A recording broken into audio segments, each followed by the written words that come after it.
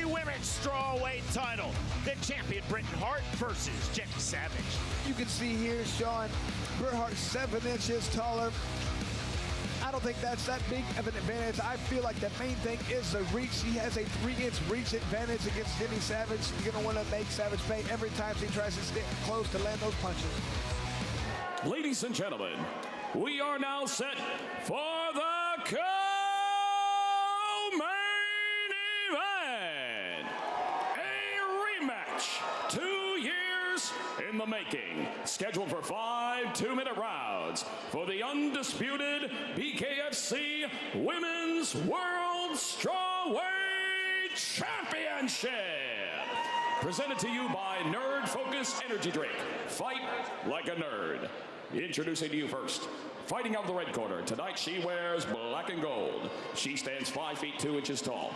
Her official weight, an even 115 pounds. Her BKFC record stands at 3 victories opposite a single defeat. Here is the challenger, fighting out of Clarksville, Tennessee, Jenny, the Tennessee Gangster Savage! And across the ring, her opponent, fighting out the blue corner. Tonight, she wears blue and gold. She stands 5 feet 7 inches tall. Her official weight, 113 pounds. Tonight, she becomes the first female fighter in bare knuckle history to accomplish a record 10th fight in the squared circle. She is your defending, undisputed BKFC World Strawweight Champion, fighting out of Danville, Virginia, Britain 10.0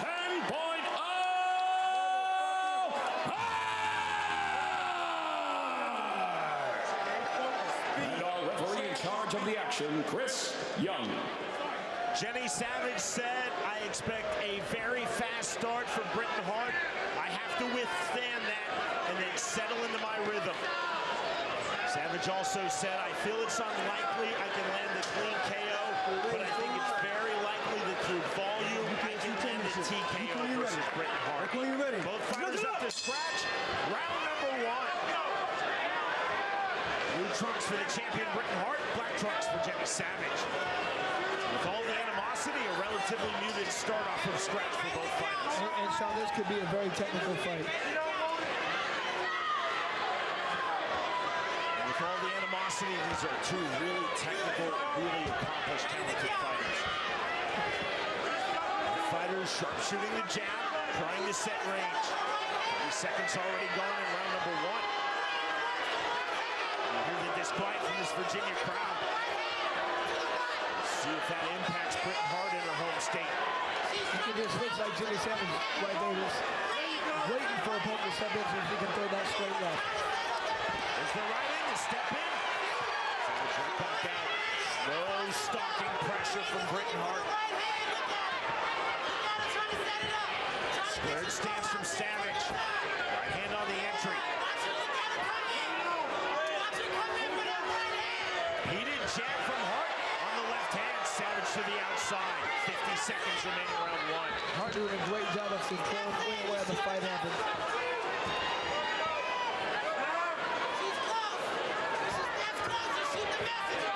Jabs from both fighters.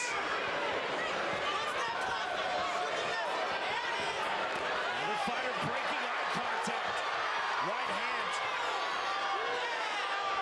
On the left hand, good right hand from Hart on the inside. Left hand. Savage now within the clinch, turning Britain Hart. Hart firing right back with the right hand. And see how Hart always puts her back in the center right there. That way she can dictate when and where the fight happens. Small hematoma has formed now above Savage's right eye on her forehead. Good counter right hand by Savage. Now the left hand. Hart with the right hand coming forward. That is the end of round 1. Savage cut under her left eye. It's nothing up. Well, knuckle up from Chris Young, round number 2. Immediately to that long jab. Low crouching stance for Savage, 5'2", to Hart's 5'7". He said Savage is waiting to unload to land that straight left down the pipe. She's just waiting for a ride. Whoever can step outside that lead foot, you got this straight punch right down the pipe. So active with that lead left hand. Overhand left from Savage, not there. Counter right hand from Britain Hart. See Savage staying just off of the ring ropes. Hart now resetting. Watch the fingers, watch the fingers. Really active with that lead left hand. There's the jab. Surprised we haven't seen Savage explode out with that left hand lead right away or double jab coming with that straight left. He just wait. From Hart, not there. From Savage. Hart now to the inside with the right hand. Hart's just waiting for Savage to throw so she can counter. The left hook. 45 seconds remaining, round number 2 of our co-main. Like I said, they're just waiting for the right time to explode in there. A lot of setups going on here. Long jabs for Britain Hart.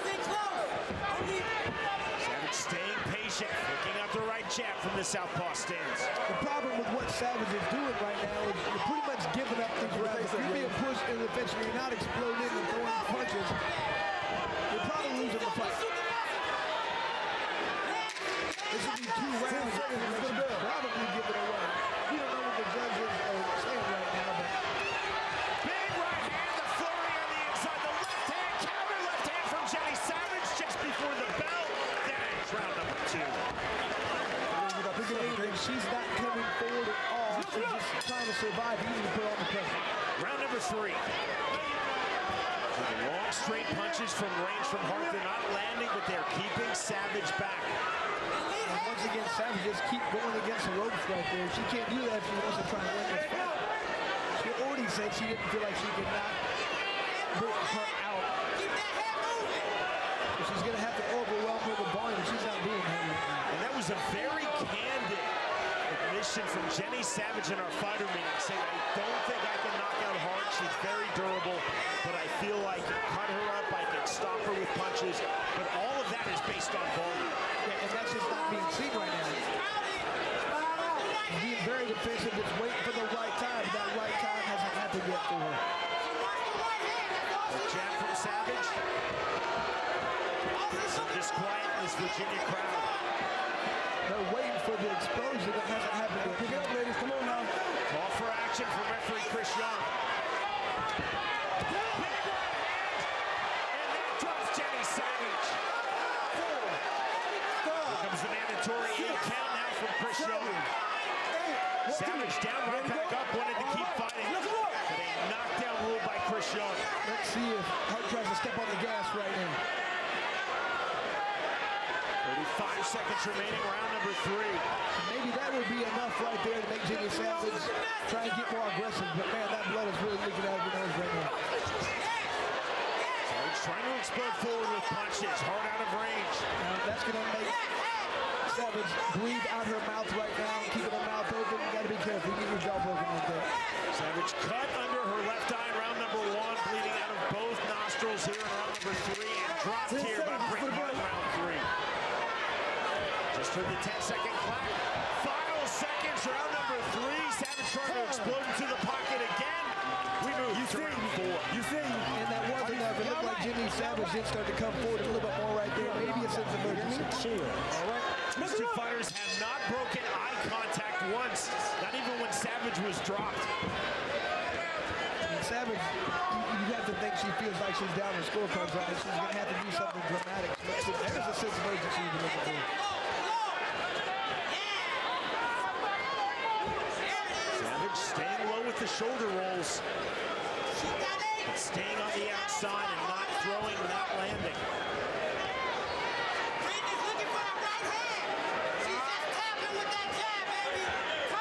Chris Hart most definitely throwing a lot more than she's landing, but by throwing from range, she's keeping Savage at range. Savage just got to wait for the right time to try to explode in there. Double jab left hand. Sharp right hand from the champion Britain Hart. The problem is Savage isn't stepping in when she's throwing her jab. She's got to step in and try and close that distance. She's throwing a jab but kind of backing away or standing right where she's at. She's got to come forward. There's no mystery when a 5'7" fighter fights a 5'2" fighter, as we have with Hart versus Savage, about where those two respective fighters need to be to do their best work. Well, it's not even about the height, it's about the reach. And Britain Hart has a 3-inch reach advantage. Pick it up. There's the right hand from Savage and the counter to the body.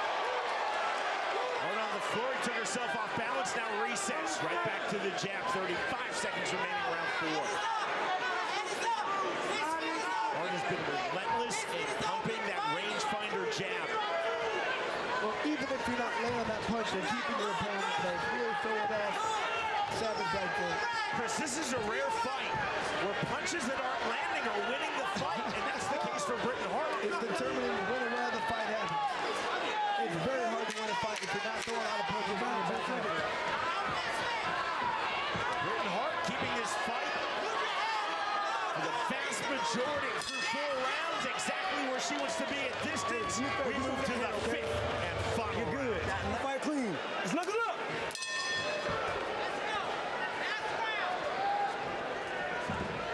No sporting touch of hands as we start the 5th and final round. BKFC's reigning women's 115-pound world champion Britain Hart in her first fight with the strap versus Jenny Savage. To the inside, resetting right back out. And Sean, if there's ever a time for a risk to be taken and trying to get this title, now is it. Savage trying to explode forward. Right back to the outside. There's the left hand from Savage on the entry, but again back to the outside. She needs to get inside and continue to throw punches, throw a lot of arms. We talked about that because, I mean, she gets hit and she just kind of continues to keep going. She's shown her toughness many times. You're going to have to get her to throw a lot of punches. One punch isn't going to do it. Jenny Savage is a phenomenal fighter, and this is masterful distance control from an equally phenomenal fighter, Britain Hart. Hart is controlling the tempo. She's controlling the range, Chris. I mean, Savage has been doing a much better job his last few rounds. Once she decided to step in, she didn't do that in the first 3 rounds. Savage stepping in. Hart stepping back. Back to the 1 for Britain Hart. So this is what Savage needed to be doing the first few rounds. She just laid back the entire time. There's the right hand from Britain Hart. Counter left hand from Savage now into the clinch. The first significant clinch in this fight. Hart takes Savage against the ring ropes. 20 seconds remaining in our world title co-main.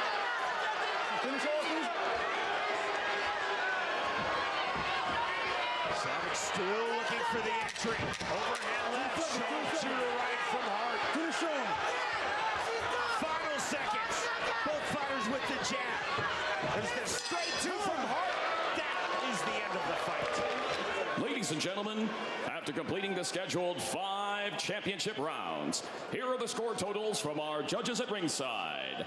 Judges Cuellar and Rodriguez score the fight 50-44. Judge Costello, 49-45. All in favor of your winner by unanimous decision. And still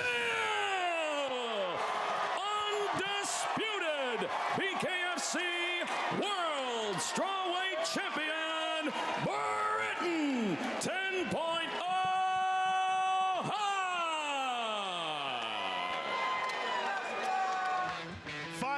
5-0, 4-1 from the 3 Virginia judges.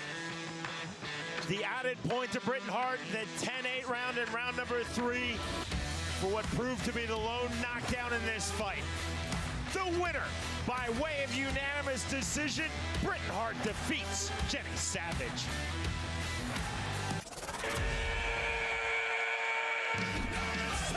Welcome to the new BKFC app. Get monthly BKFC events for $7.99. People that are missing it are missing out big time. Enjoy our all-new library of content, including behind-the-scenes access, exclusive BKFC original series, and additional live bare-knuckle fights from around the globe. Knuckle up with the new BKFC app, only $7.99 per month.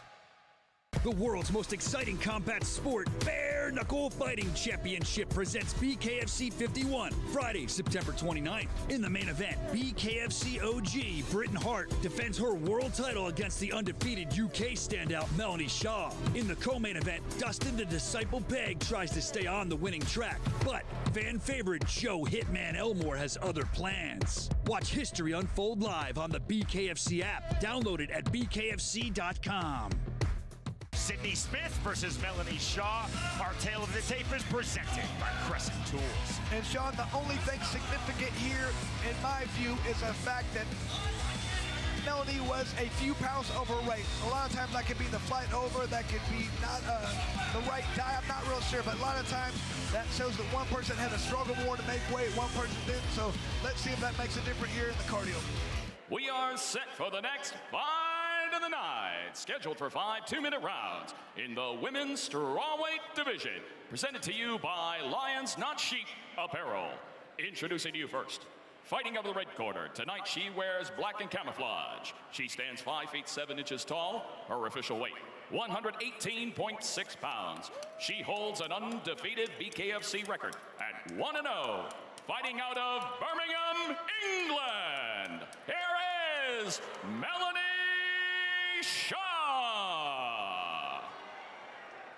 And across the ring, her opponent, fighting out of the blue corner. Tonight, she wears red trimmed in white and black. She stands 5 feet 8 inches tall. Her official weight, 115.4 pounds. She also holds an undefeated BKFC record at 1-0.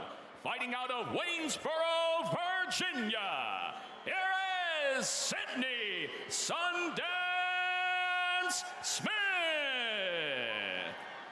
And our referee in charge of the action, Mark Smith.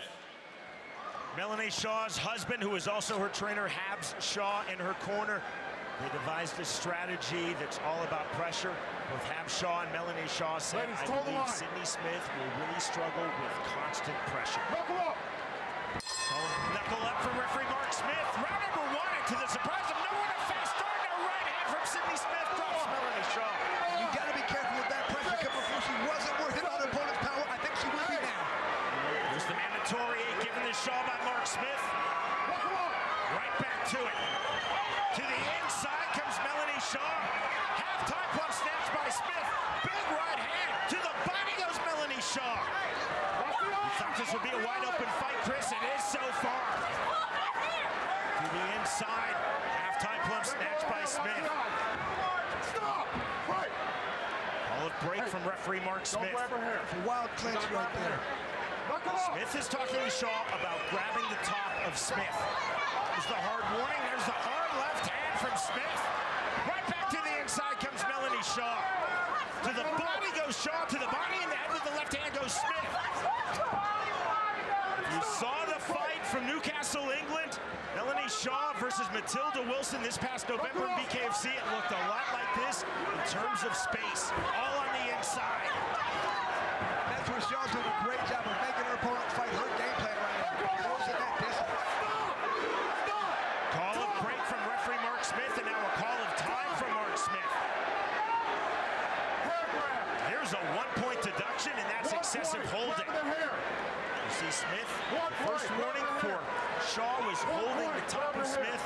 Now the point deduction, excessive holding, this time Shaw holding the back of Smith's head and indeed grabbing her hair. So 1-point deduction, time in. And Shaw back to the inside with the right hand. Almost a full tie plum now, snatched by Sydney Smith in the separation from Mark Smith. Sydney Smith has got to land some hard shots as an opponent tries to catch forward. Smith, as you see, cut under her left eye, and a big right hand to that cut from Shaw. Smith now circling back on the left hand. With the knockdown right now, Shaw is on the bad end of a 10-7 round, but undeterred into the clinch. Shah swinging, but now a right hand to the body from Sydney Smith. Left hand from Shah.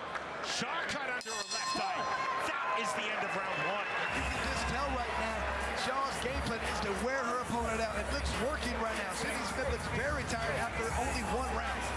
So presumably a 10-7 round number one for Sydney Smith, recording the knockdown. 1-point deduction for Melanie Shah for excessive holding. Round number two. Immediately into the clinch. Chris, the great Teddy Atlas once told me, in boxing, everyone says they want to be an inside fighter, but you really have to want to be an inside fighter. Melanie Shah is definitely an inside fighter. She wants to be an inside fighter. She always is, and to the inside she goes. That's just a grueling style right there. You can wear your opponent out just by getting inside, pushing them around, landing hard shots. And a lot of punches being thrown right here by both fighters, but especially Shah. For Sydney Smith, this is literally the polar opposite. She's gone from North Pole to South Pole from her fight versus Andy Wynn in her BKFC debut this past May. That was about space, about distance. This is the opposite. One hand. Shoulder bump from Shah to the inside. Just in a side headlock position. That draws the break from referee Mark Smith. And just look at the pace slow right. You can tell how tired Smith is already. This is an exhausting pace. Shah has a very tiring style to fight against. The fighter's cut. Both cut into the left eye. So coming with Richard Melanie Shah's nose. There's the right hand from Shah with 40 seconds remaining round two. This is now formed under Sydney Smith's right eye. Slight abrasion under Melanie Shah's right eye. Naked two, the naked right hand without the jab setup from Shah. And just look at Sydney Smith now wide open. You've got to be careful. You get hit in that jaw, you can definitely break it. Saw a call for action from referee Mark Smith. To the body, hard with the right hand goes Smith. Shah on the reset. 10-second clap. Stretch drive now, round number two. Switch of stances for Sydney Smith. Back to orthodox. There's the 1-2, then the hook from Shah. Shah off the jab before the bell. Next stop, round three. Round number three. Forward off of scratch comes the Englishwoman Melanie Shah. Shah on the jab to the body hook to the head from Smith. That was clever. Entry on the right hand, on the left hand. Back to the inside, exactly where she wants to be is Melanie Shah, but Smith rights to the body. Separation from Mark Smith.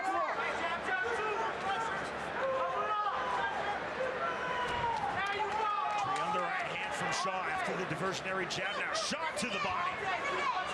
Smith, the underhook for the turn. Stop! Right! Trying to grab the halftime puck, can't do so. 20 seconds remaining, round three. 1-2 now from Shah. It's the right hand. Heavy pressure to the inside. Stop! Right! Come on, man. Let's go. Let's go. Let's go. Mark Smith doing a great job, Chris, of keeping his fight flowing. You can just tell right now Shah just has very little energy right there because she wants to make her opponent stop throwing these hard shots, so it's very difficult to do that. Big sequence on the flurry to the head from Melanie Shah. Smith trying to clinch defensively. Smith blood now in Shah's right shoulder. That is Smith's blood. The fighter's bleeding with her left eye. Switch of stances again from Sydney Smith. On the right hand, entry from Shah. To the body. Almost a full tie plum grab by Sydney Smith. It just shows how many more punches are thrown and landed right now for Shah. That's a good sequence from Smith. Really clever on the turn, then rights to the body. Good turn right back from Shah. Let's go. Stay busy. Turn around. Let's go. Let's go. Fraction again from Mark Smith. Straight punches forward from Shah. Smith taking herself against the ring ropes. Short to the body goes Shah with the left hand. We move to round four. Running the floor underway. Forward off of the scratch comes Melanie Shah. Forward off of the scratch goes Sydney Smith. Smith also on the slide step looking to counter. Inside comes Melanie Shah. Short to the body. Smith trying to throw the right uppercut to the body. See the overhook held by Shah. Lets that go to throw the left to the body. More lefts to the body on the uppercut from Elmore. Good turn from Sydney Smith. Mark Smith. face of Melanie Shah. And look at that, just so many more punches being thrown and landed by Shah right now. Just overwhelming the volume. Shah was cut under her left eye, now she's cut outside of her right eye.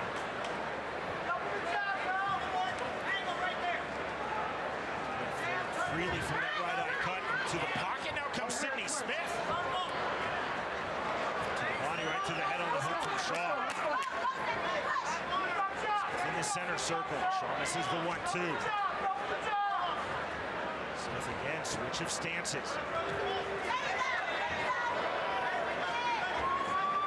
This is clearly about range. Smith wants the range, she wants the long jab, Shah wants the inside. And when Shah comes inside, she's dominated.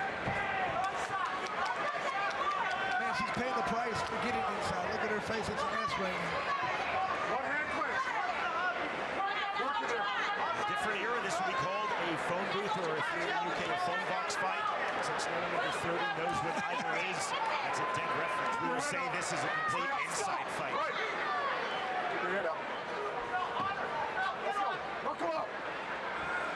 Closing seconds, round number 4. Smith again resetting from the outside. Shah again coming to the inside. Flurry from Shah to the head. Smith covering up. Big shots from Melanie Shah. There is the bell as we move to the 5th and final round. What a huge finish right there for Shah. She was down. If it had any more time, they might have stopped her. We're looking at 37-37. That's why I keep saying it's coming down to this round. I'm not saying that's the score. I'm not saying that's my unofficial scorecard. I'm playing a what if. Both fighters, as Chris just said, have to think this is must win, and they're fighting like it's must win as we enter the 5th and final round. Turn from Smith. Turn right back from Melanie Shah. In the clinch, walking through the center circle. Tight on the underhook from Shah, now to the body. You can just see almost doubling up in Shah on the number of punches right there. Those are head strikes. Smith's got to suck it up right now and push forward if she wants to get this win, because she cannot let her opponent push her back if she wants to have a chance. Switch of stances back and forth for Sydney Smith. Shot from the orthodox stance in the clean 1-2. There's the jab. Good entry right hand counter right hook from Shah after Smith landed. 60 seconds remaining in this fight. Smith has got to push forward. She cannot continue to back up and try and counter. Again to the inside. Hooks to the body from both fighters. Smith trying to find leverage on those hooks with her back against the ropes, and Shah pressing legally forward. Heavy in the clinch goes the Englishwoman from Birmingham, Melanie Shah. Turn out for the American from Virginia, Sydney Smith. Smith has done exceedingly well in those turns. Does a good job of turning, but he's not able to break and strike. The reset, 25 seconds remaining in this fight. Both fighters from the center circle. Shah again coming forward. Step backwards for Shah. Now Smith coming forward out of the center circle off the long jab. 2-3 from Shah. It's been rugged. It's been grueling. We're about to go the full 5 rounds. There is the bell. Sydney Smith versus Melanie Shah have gone the distance. Ladies and gentlemen, after completing the scheduled 5 rounds, our judges at ringside are all in agreement at 47-46. For your winner by unanimous decision, Melanie Shah! Huge comeback there, Sean. Tasted the canvas, gave up a point. Just continue to stay the course, grind her opponent down. Great victory. And Chris, what that math means is that Sydney Smith indeed got to 10-7 round number 1, and then Melanie Shah came back to win rounds 2, 3, 4, and 5. Tenacious. Well done from Sydney Smith. She is a talented fighter and still very relevant in BKFC Women's 115-pound division. Smith recording the knockdown in round number 1.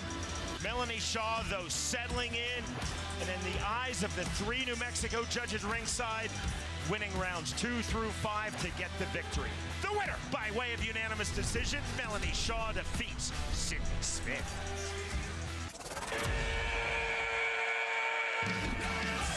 Welcome to the new BKFC app. Get monthly BKFC events for $7.99. People that are missing it are missing out big time. Enjoy our all-new library of content, including behind-the-scenes access, exclusive BKFC original series, and additional live bare-knuckle fights from around the globe.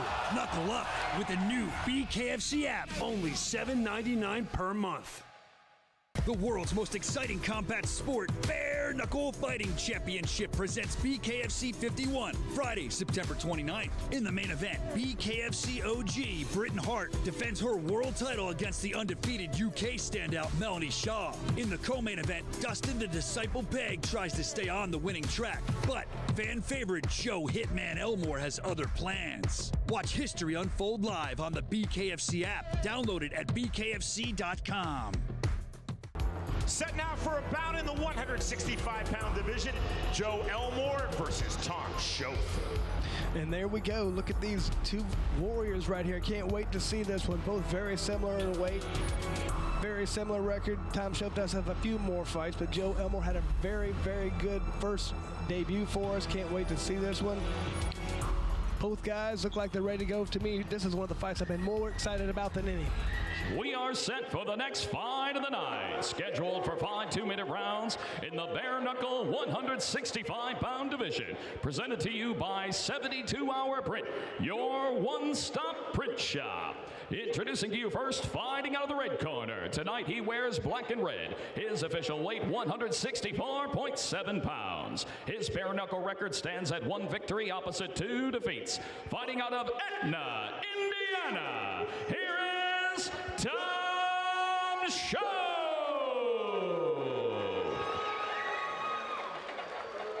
And across the ring, his opponent fighting out of the blue corner. Tonight he wears red, black, and white. His official weight, an even 166 pounds. He is undefeated in the squared circle as a bare knuckle fighter at 1-0. Fighting out of Atlanta, Georgia, here is Joe Hitman 187 Elmore. And our referee in charge of the action, Bill Clancy.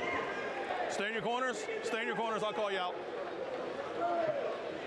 Good. If you're looking for a long fight, this probably is not it. Make no mistake, Joe Elmore, Tom Shoaf, both coming for the rapid-fire finish. All right, gentlemen, toe the line. Both fighters up to scratch. Knuckle up. The bell in round number 1. Red trunks for Joe Elmore, black trunks for Tom Shoaf. Overhand right just misses from Shoaf. Flipping right hand from Elmore, not all the way through, partially on the shoulder. Look at him just goading him right now. Good left hand. Lead left hook from Elmore. And again, being very playful. There's a slap of the high fives. Good job. Step in left hand. That was huge. That really rocked Shoaf. We knew that was coming. And Tom's trying to get his legs back on him. He took a big punch. Big body shot. Closing distance from Elmore. Snap jab from Shoaf, but is back against the ropes. Elmore trying to get into that puncher's pocket. Watch your feet. Elmore just off the target with that right hand. Good head movement there from Shoaf, turning off the ropes. Left hand from Elmore.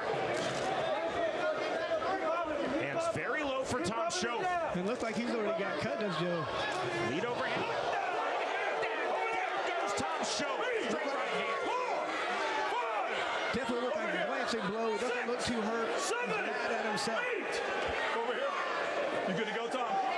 Knuckle up. That just shows right there the power of Joe Elmore, though, right there. Just clipped him, put him down. Elmore staying busy on the jab. Left hand from Shoaf. Elmore is cut, bridge of his nose. Good left hook from Elmore. Right hand, short right hand. 20 seconds remaining, round number 1. Tom's doing a good job of being very slick and defensive, but he's not getting enough offense right now. Time called by Bill Clancy. Inadvertent thumb in the eye of Elmore. I think it was more just the blood right there that's running in Joe Elmore's face. He can't see. He's shaking his head. Blood's dripping right in his eyes right now.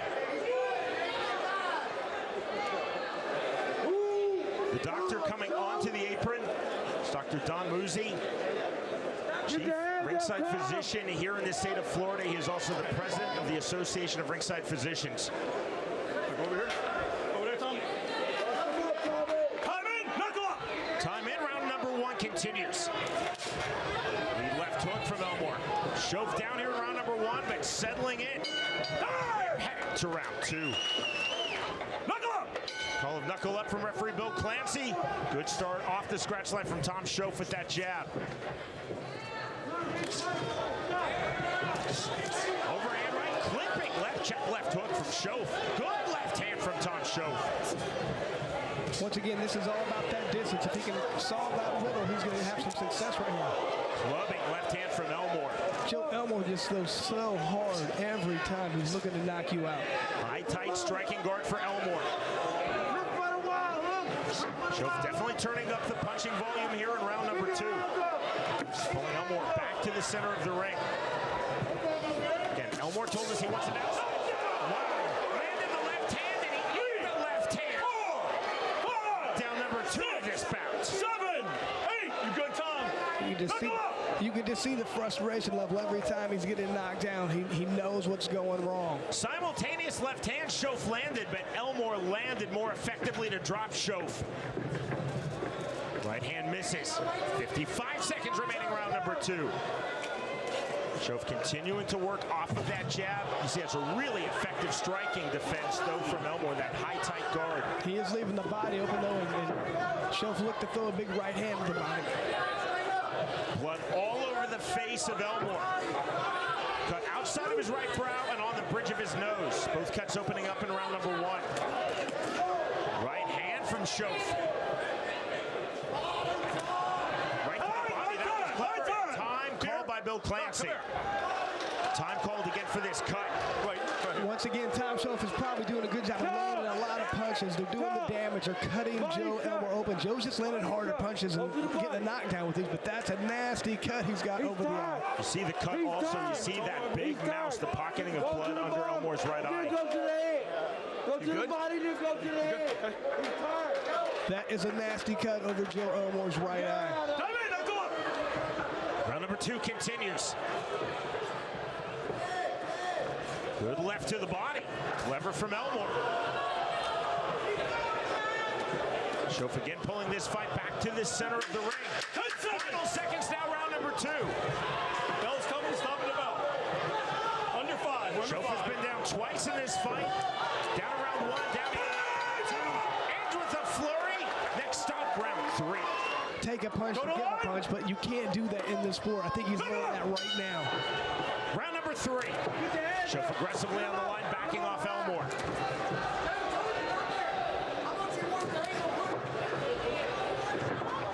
Watch your feet. Joe trying that where he switches stances right now, but I think right now Tom Shoaf has seen that. He's ready for it.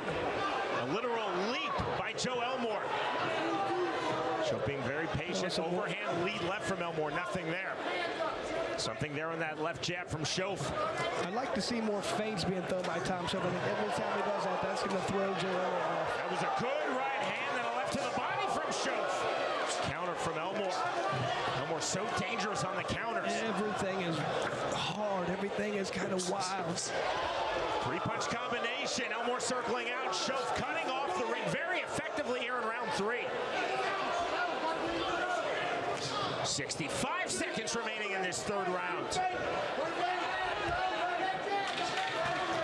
Shoaf his face relatively clean. Setting the tempo here in round 3, but again, he has been down twice in this fight. So in all likelihood, 10-8, 10-8 in favor of Joe Elmore heading into this 3rd round.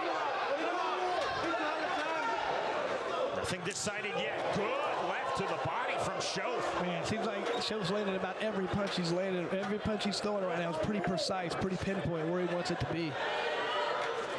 Shoaf said, I want to catch Elmore when he leans in. I have to stay patient. Shoaf right now fighting a very patient fight, very smart fight with that jab to the body, straight right hand. The offensive output, Chris, definitely is slowed down from Joe Elmore in the 3rd round. He's just waiting for big times to counter, throwing big wild hooks, trying to get another knockdown. Show starting to go up and down the body. You see that head movement from Tom Shoaf. Step in right hand from Elmore. Left to the body, right to the body from Shoaf. Man, look at that bloody mess as Joe Elmore once again. Every round afterwards, just blood pouring out of this guy's face. So out goes Bill Clancy. In comes Andrew Glenn on the injury substitution. Takes me back to my soccer days. 2 subs remaining for the referees. Round number 3. Big right hand throw and miss by Joe Elmore. That one kind of landed. He stepped in a little bit more. Tom definitely looks to be the cleaner, fresher fighter. Ooh. So in the 4th round, Keep them fingers in. Tom Shoaf trying to keep the momentum going from round number 3. You saw substitute referee now Andrew Glenn. Tom really looking to open up right now with some feints coming at him from all angles right now. Trying to confuse Joe Elmore. I like to see more feints. So presumably, but not guaranteed, it's 2 10-8 rounds because of the 2 knockdowns. One in round number 1, one in round number 2. So presumably it's 20-16 after 2 rounds. Shoaf, I believe, won round number 3. Oh, yeah. Very interesting. Good right hand. Left to the body from Tom Shoaf. Make no mistake, Shoaf playing catch-up. He could certainly benefit from a knockdown. He definitely needs a knockdown. Time called by Andrew Glenn. And again, medical attention for those multiple cuts now on the face of Joe Elmore. 3rd time the doctor has been called in. The main concern is that cut just over the right eye and the brow. And that's a problem. A lot of people think that they're worried about the blood. They're not worried about the blood. They're worried about the blood getting into that person's eye and making it to where he can't see what's going on. That's the only real concern. People think he's bleeding too much. He's going to go weak. You're not going to get weak from losing this kind of blood. The only problem is if you can't see, then you get hurt. We're good. You just saw a great shot from our crew, led by Jonathan Evans. The blood all over the hand of Tom Shoaf, but it's Joe Elmore's blood. Round number 4 continues. Good left hand to the right hand. And you got to see Tom Shoaf. He's going to have to start really hitting the body in that. Elmore remains so dangerous off the counters with that explosive punching power in the pocket. You can tell Elmore right now, he's really feeling that problems. They might stop this because I'm bleeding, so he's really opening up at this point. Slick footwork from Shoaf, moving in and out, staying long range just as he wants to do. Here's right hand, and Shoaf goes down again against the flow of the fight. You cannot be saved by the bell in any round. Shoaf taking the mandatory 8 count. 8. Step over here. You good? Here we go. Here we go. Knuckle up. That is the end of round 4, and that is a huge knockdown recorded by Joe Elmore. Here it is right here. Just caught him right in the butt. He just throws that big overhand right, hit Tom right in the chin. And Tom's just so upset with himself for getting caught. He said, I saw that punch coming, and I didn't do anything about it. Look, he's hitting the canvas right now, and that puts this fight in a totally different realm. I think Tom Shoaf's going to have to knock him out to win the fight. We thought this would be a great fight. It has been through 4 rounds. We did not think that it would be a long fight, but here we are indeed to the 5th and final round.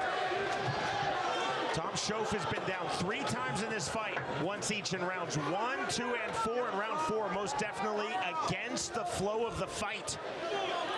And the frustration, as you pointed out, Chris, on the replay, Shoaf down and slapping. Wow. And he is down again. Look at the look of disgust on the face of Tom Shoaf. And if you look at his face, I mean, he doesn't look like he's hurt at all, hasn't been cut or anything. Just he keeps getting knocked down. Right. Protect yourself. Here we go. Here we go. Almost impossible to see a way back on the judges' scorecards for Tom Shoaf. There's no way. He's got a pressure right now. He's got to land big punches. He's got to try and knock this guy out if he's going to win the fight. Literally, his only way to win is to get a finish on Joe Elmore. 70 seconds remaining in this fight. It's been outstanding at 165 pounds. Joe Elmore versus Tom Shoaf. Good left hand. Oh, he hurt him. He hurt him. He's got to jump on him right now. He's got to if he wants to win this fight. Big right hand. Big right hand to the left to the body. He's got to come. He got to keep coming after him. He wants to finish this guy.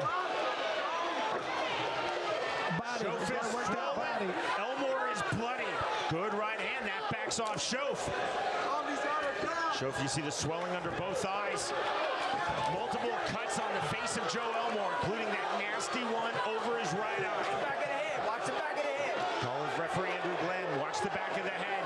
25 seconds remaining in this fight. Left hand straight right from Tom Shof. He's got to hurry up. He doesn't have much time. He's got to put everything in these last 10 seconds. He's got to learn something to change the momentum of this fight and end it. Right hand, left hand, another left hand from Elmore. That was slick. Right hand from Tom Shof. The bell and the end of an outstanding fight. Wow. Ladies and gentlemen, before we go to the decision, let's have a round of applause for these two warriors. After completing the scheduled 5 rounds, here are the score totals from our judges at ringside. Michael Ross and Daniel Torres both score the fight 49-42, and Howard Reichbach scores the fight 49-43 to the winner by unanimous decision. Joe Hitman 187 Elmore.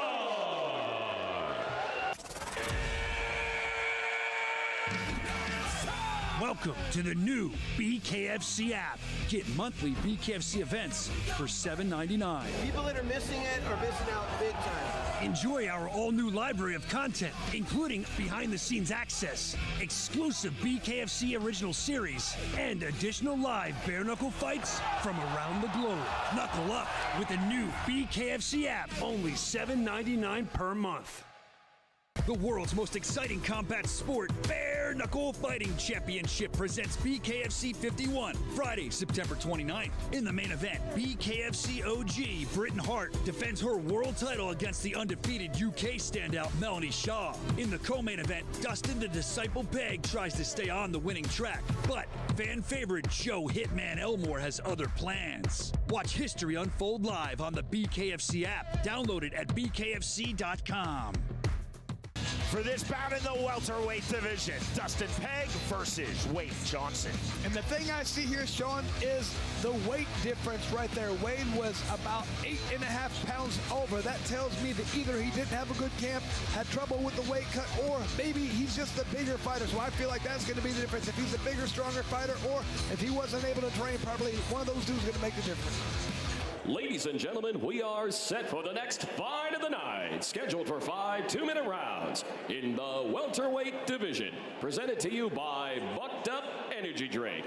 Introducing you first, fighting out of the red corner. Tonight he wears battle camouflage. He stands 6 feet 2 inches tall. His official weight, 173.9 pounds. He holds an undefeated BKFC record at 1-0. Fighting out of Bradford, Arkansas. Here is Wade the Hammer Johnson. And across the ring, his opponent, fighting out of the blue corner. Tonight, he wears black. He stands 5 feet 9 inches tall. His official weight, 164.9 pounds. His BKFC record stands at 1 victory opposite a single defeat. Fighting out of Carlisle, Pennsylvania. Here is Dustin, the Disciple Pague. And our referee in charge of the action, Andrew Glenn. We keep our fighter meetings completely confidential, completely separate, so the fighters don't know what the other says. But as Peg said, Wade Johnson is very linear. Johnson said, I cannot be linear in this fight. Round number 1. Off of scratch right hand landed by Dustin Peg. He's in the black trunks. Camouflage trunks for Wade Johnson. Peg immediately cut inside of his left brow.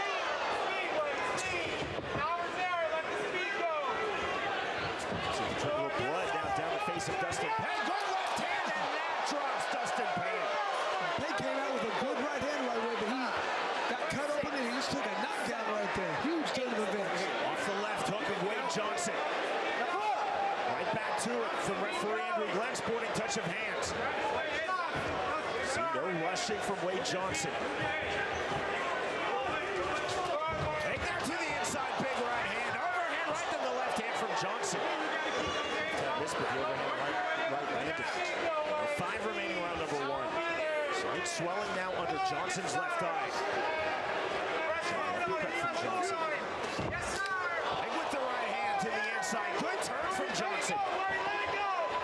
decided to get out of there. He knew he was in a bad spot. Reset. Good job. Full reset from Dustin Pague in the center circle. Beyond the feint now from Pague on the walk-down pressure. Feint on the left hand from Johnson, right hand. Took just off the mark from Pague. 75 seconds remaining. Johnson very relaxed right now. I like the way he's just smoothly moving out of the way, resetting, waiting for his opponent to come in. Wade Johnson, 1-2 from Dustin Pague on the entry. Two very talented, accomplished fighters. You see the hand fighting? Switch of stances for Johnson. Final seconds, round number 1. Johnson dropping Pague here in the first round. Left hand, right hand on the overhand. Big shots of right hand out from Wade Johnson. That ends round number 1. All right, here's a knockdown. On the outside. Left hand. I said it's always that punch that you don't see that does the damage right there. It wasn't an overly powerful punch. It was well placed. And it was at a time when Pague is thinking all offense. He's not thinking defense right there. He's thinking, I got to knock my guy out. He went out there, didn't put his hand up. Got caught. Round number 2.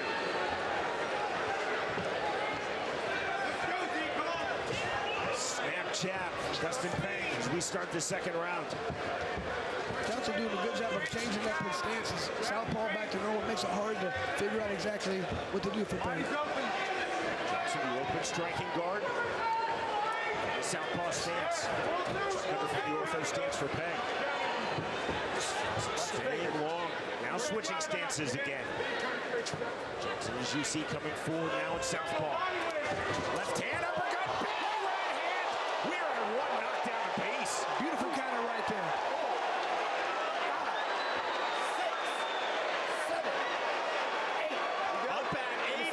Johnson. And as this fight goes on, Sean, that's what we're going to see. With that 8 pounds, was it because he didn't train? Was it because he had problems with King? Did he have trouble cutting weight? What's going on? We're going to find out. This might be a battle of attrition right here. Step in on the right hand. There's the check left hook, right hand. Now 2-1 from knockdowns in favor of Dustin Pague. Johnson dropped for the second time here in round 2.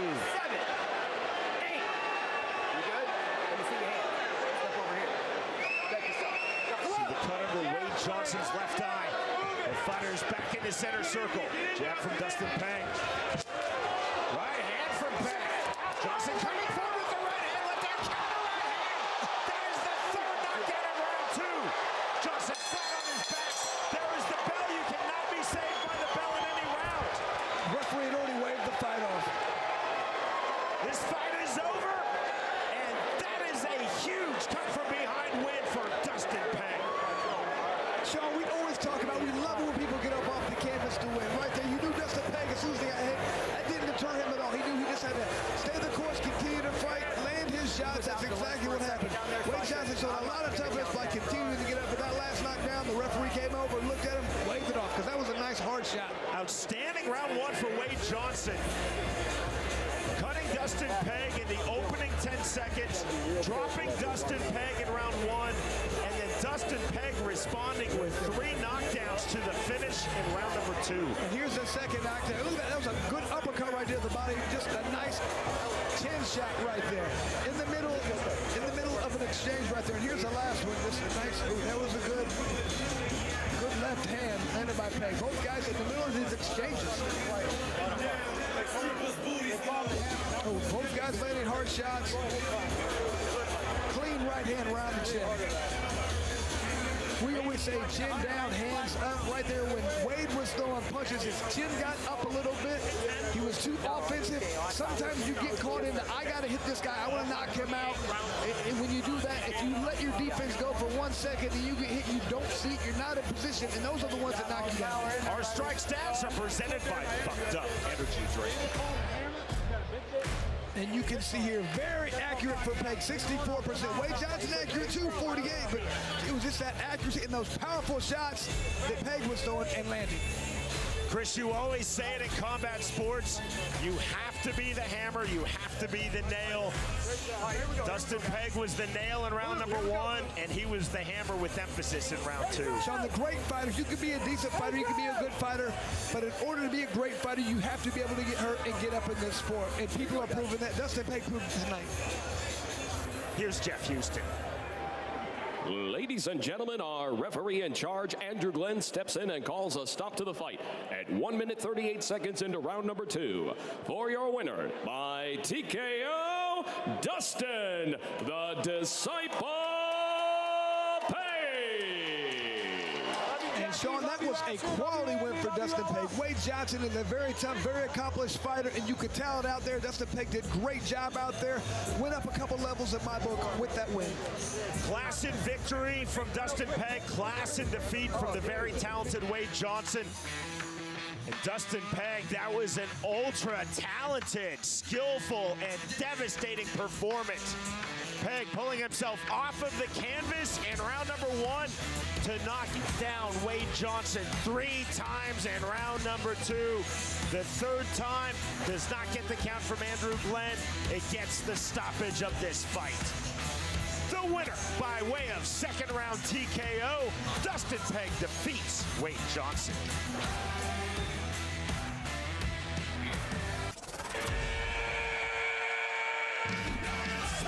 Welcome to the new BKFC app. Get monthly BKFC events for $7.99. People that are missing it are missing out big time. Enjoy our all-new library of content, including behind-the-scenes access, exclusive BKFC original series, and additional live bare-knuckle fights from around the globe. Knuckle up with the new BKFC app, only $7.99 per month. The world's most exciting combat sport, Bare Knuckle Fighting Championship, presents BKFC 51, Friday, September 29th. In the main event, BKFC OG Britain Hart defends her world title against the undefeated UK standout Melanie Shah. In the co-main event, Dustin the Disciple Pague tries to stay on the winning track, but fan favorite Joe Hitman Elmore has other plans. Watch history unfold live on the BKFC app. Download it at bkfc.com.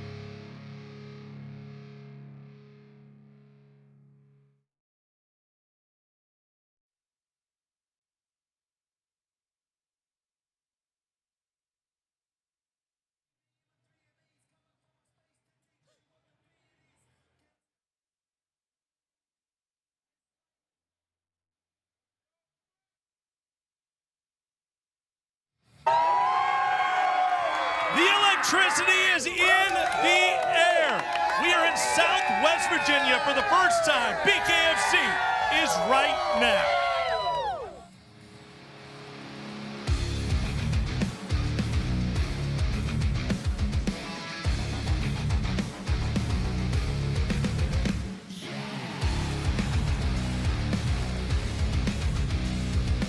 Bare Knuckle Fighting Championship is brought to you by Bucked Up Energy Drink. Tucked in between the picturesque Allegheny and Blue Ridge Mountains, we are live here from Roanoke, Virginia. The BKFC has arrived officially in Southwest VA. And the free view is officially underway. We've got 2 bare knuckle fights to get the action started here in Salem. Later on in our pay-per-view, a fight that is guaranteed fireworks. The hard-hitting hitman Joe Elmore returns from a year-long hiatus to clash with Virginia's own Dustin Pague, a great scrap. Our strawweight world champion Britain Hart finally gets to fight in her backyard as she welcomes the gritty Melanie Shah from the UK. Could Shah take the title back across the pond? We will find out tonight. Welcome to Southwest Virginia. We're here at the Salem Civic Center right outside of Roanoke with what should be an incredible night here with BKFC 51. What we got for you, 9 incredible fights, and right now you get 2 absolutely, positively for free, setting the tone for the entire night. You're watching this on many different platforms, but to watch the entire pay-per-view, you've got to get the BKFC app. Get it on your app store, and not only are you going to get tonight's event for $7.99, you are going to get our Prospect Series here in just about a week, and you're going to get October 20th in Columbia, South Carolina for BKFC 52. That's all right there on the app. A whole lot of other stuff, too. You got the Bare Knuckle Show and all kinds of great stuff. That being said, let's shoot it down to ringside. We got Sean Wheelock and Chris Lytle for the first time tonight. Gentlemen, we have so much going on, and on our app in November, we're going to 4 countries in 1 month. I repeat, 4 countries in 1 month, Sean. This is wild. Cyrus, this is outstanding for Bare Knuckle Fighting Championship and indeed the entire sport of bare knuckle fighting. So on Friday, November 17th, BKFC will make its debut in Bulgaria. We will be in Sofia. Also in the month of November, shows in the United States, in the United Kingdom, and the return of BKFC Thailand. Now, Chris, you have actually fought in a lot of these countries. So I know you've been to the UK a lot. Obviously, a ton of fights here in the U.S. But when you talk about Bulgaria, you talk about Thailand, what can the fans expect from the fighters over there if they haven't seen one of our international events? Well, I can tell you the rebirth of bare knuckle came in England. I went over there and had my first fight, but I'm really excited about Bulgaria. We went over there to just tryouts, nothing but great fighters. You have Dagestan, Kazakhstan, all the toughest fighters in the world who've been coming over, dominating mixed martial art, just great, tough, hard-nosed fighters. They were all over there trying to do these tryouts. They love the sport. They want to be involved, and I tell you what, that's a different animal over there. Those guys are hungry and ready to fight. Yeah, I mean, a lot to see there. Very excited to get to this international expansion, which is so very important to our founder and president, David Feldman. Sean, what else could he possibly have up his sleeve this year? Cyrus, in August in Las Vegas, the Association of Boxing Commissions voted and unanimously approved the first ever unified rules of bare knuckle fighting. That has opened up numerous state athletic commissions for BKFC across the United States. Coming in 2024, amongst a number of states will be Georgia, Oklahoma, and Oregon. And I love it, Sean. What we're doing in those states, as we're opening them up, we're doing tryouts in there. And we do that, we have the Prospect Series afterwards a few months later. So what we're trying to do, we're trying to go out and get all the best fighters from those states who want to do bare knuckle. We're giving them an opportunity. Come and test the water, see how it is. And you're going to be able to find out about those tryouts right there at BKFC.com. Check the app as well. But let's talk about tonight, gentlemen. What a main event. Britain Hart has been so busy. Not only does she have tonight's title defense, she's also going all the way across the world to Thailand on November 4th to go against Poe Denham. Very busy, but she cannot look past the UK's Melanie Shah. That would be a huge mistake. Let me tell you what, Melanie Shah is an animal. The way she comes forward, applies that pressure in your face the entire time. Even if you win that fight, it's going to be a dog fight. So if you look past her, if you think it's going to be an easy fight, deadly wrong. You got to be careful. Well, let's talk about the odds a little bit. Chris, I know you're the expert here, so I'm going to leave you here. Sean, not to disparage you, but we know how good Chris is there on the bets. Take a look at these betting lines, at the odds. What's jumping out to you? A lot of good fights right here. The thing that I love right now, one of the first fights, you got Rick Caruso. He's been just getting better and better at minus 180. That means you bet $180, you win 100. I love that bet. There you go, folks. And if you do want to lay down some bets, DraftKings has got you covered. $50 bonus bet on BKFC 51 with your first deposit of $5 or more. All you got to do, scan the QR code and then put in BKFC for your promo code, and you are on and popping. Now let's take a look at the rules brought to you by Mint 45. All fights scheduled for 5 2-minute rounds. Fights are scored by 3 judges on a 10-point must system. The hand wraps must be at least 1 inch below the bare knuckles. Punching in the clinch is allowed. No 3 knockdown rule, no being saved by the bell in any round. No kicks, knees, elbows, takedowns, or submissions. And now your first Crescent Tools Tale of the Tape. We open tonight at 155 pounds. Qasim Ruffin versus Daniel Gary. And Sean, you see here, 4-inch height advantage, 3-inch reach advantage for Ruffin. He's going to want to utilize that because Daniel Gary likes to get in and throw those bombs, but he's got to get close. So Ruffin has to make him pay each time he tries to step close.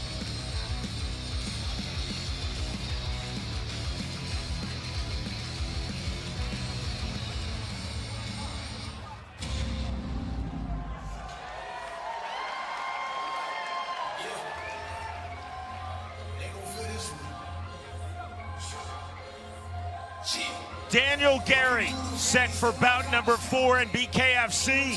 He's also had 4 pro MMA bouts, 1 in bare knuckle MMA, 1 in pro boxing. Gary wrestled at the NCAA Division I level at Gardner-Webb University. In our fighter meeting, Gary told us that he has really changed his fundamental approach to the sport of bare knuckle. He said, my 3 previous bouts, I was all about coming straight forward. Now I'm all about bobbing and weaving. I love it. He had some great quotes for us. He talked about he wants to get inside, land these hard shots, attack the head. He said a lot of people always talk about the body, but he said, hey, everybody tries to hit me in the head, so I'm going to try and hit them in the head.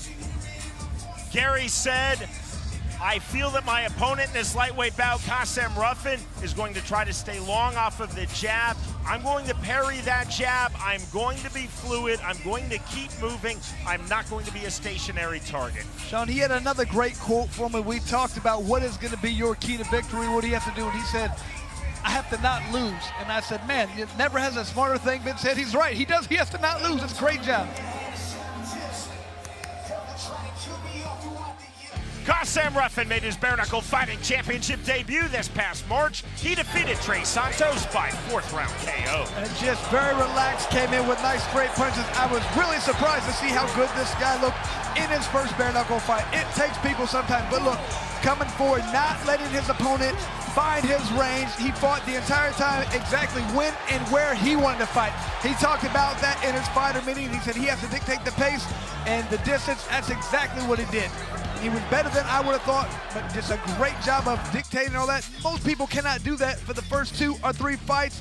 Ruffin did it on the first try.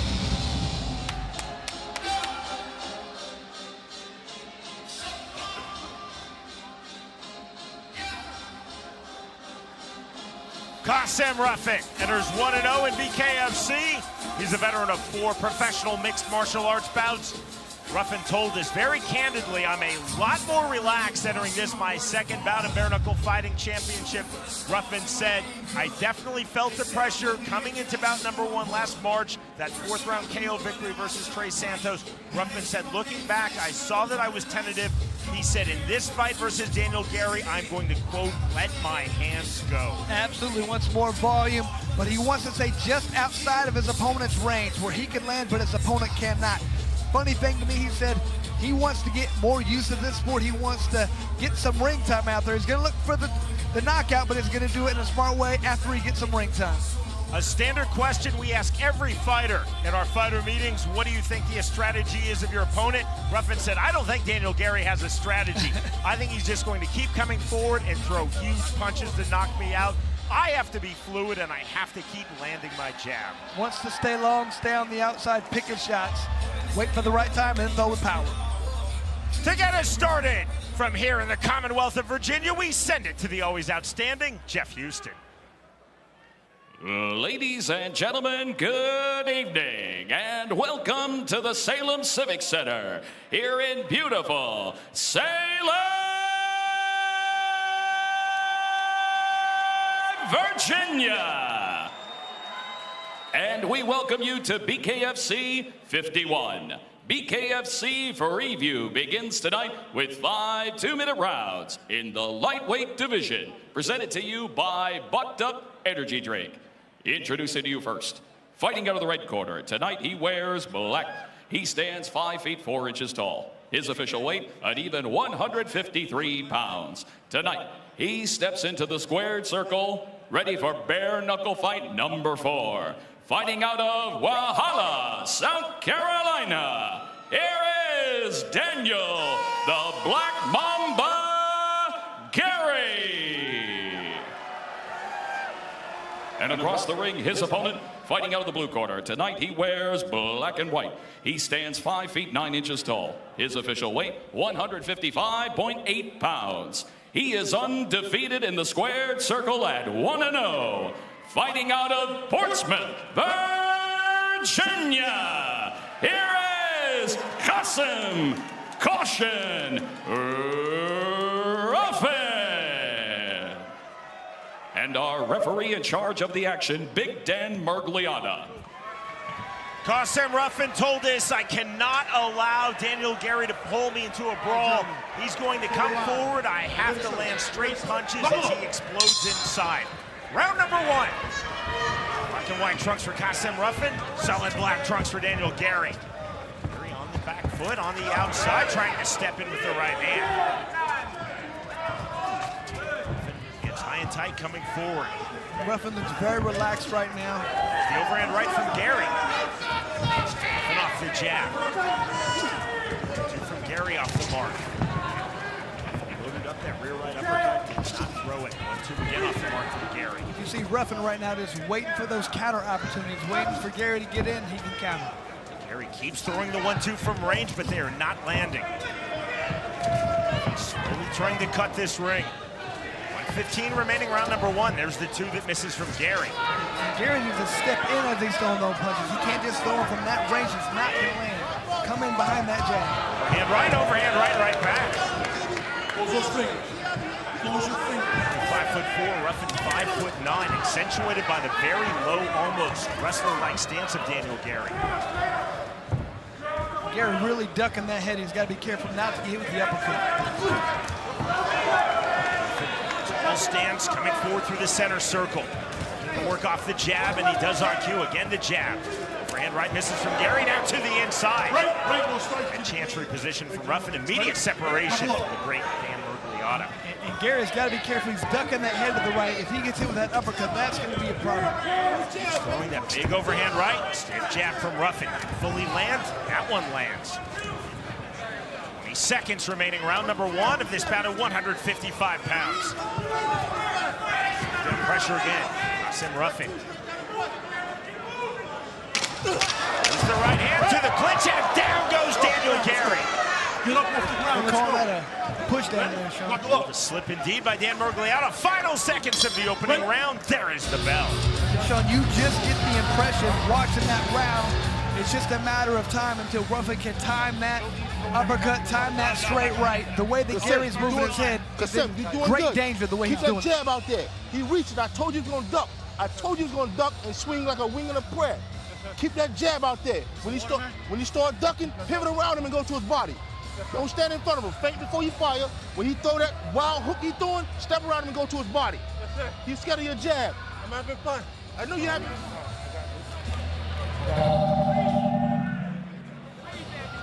Breathe it out.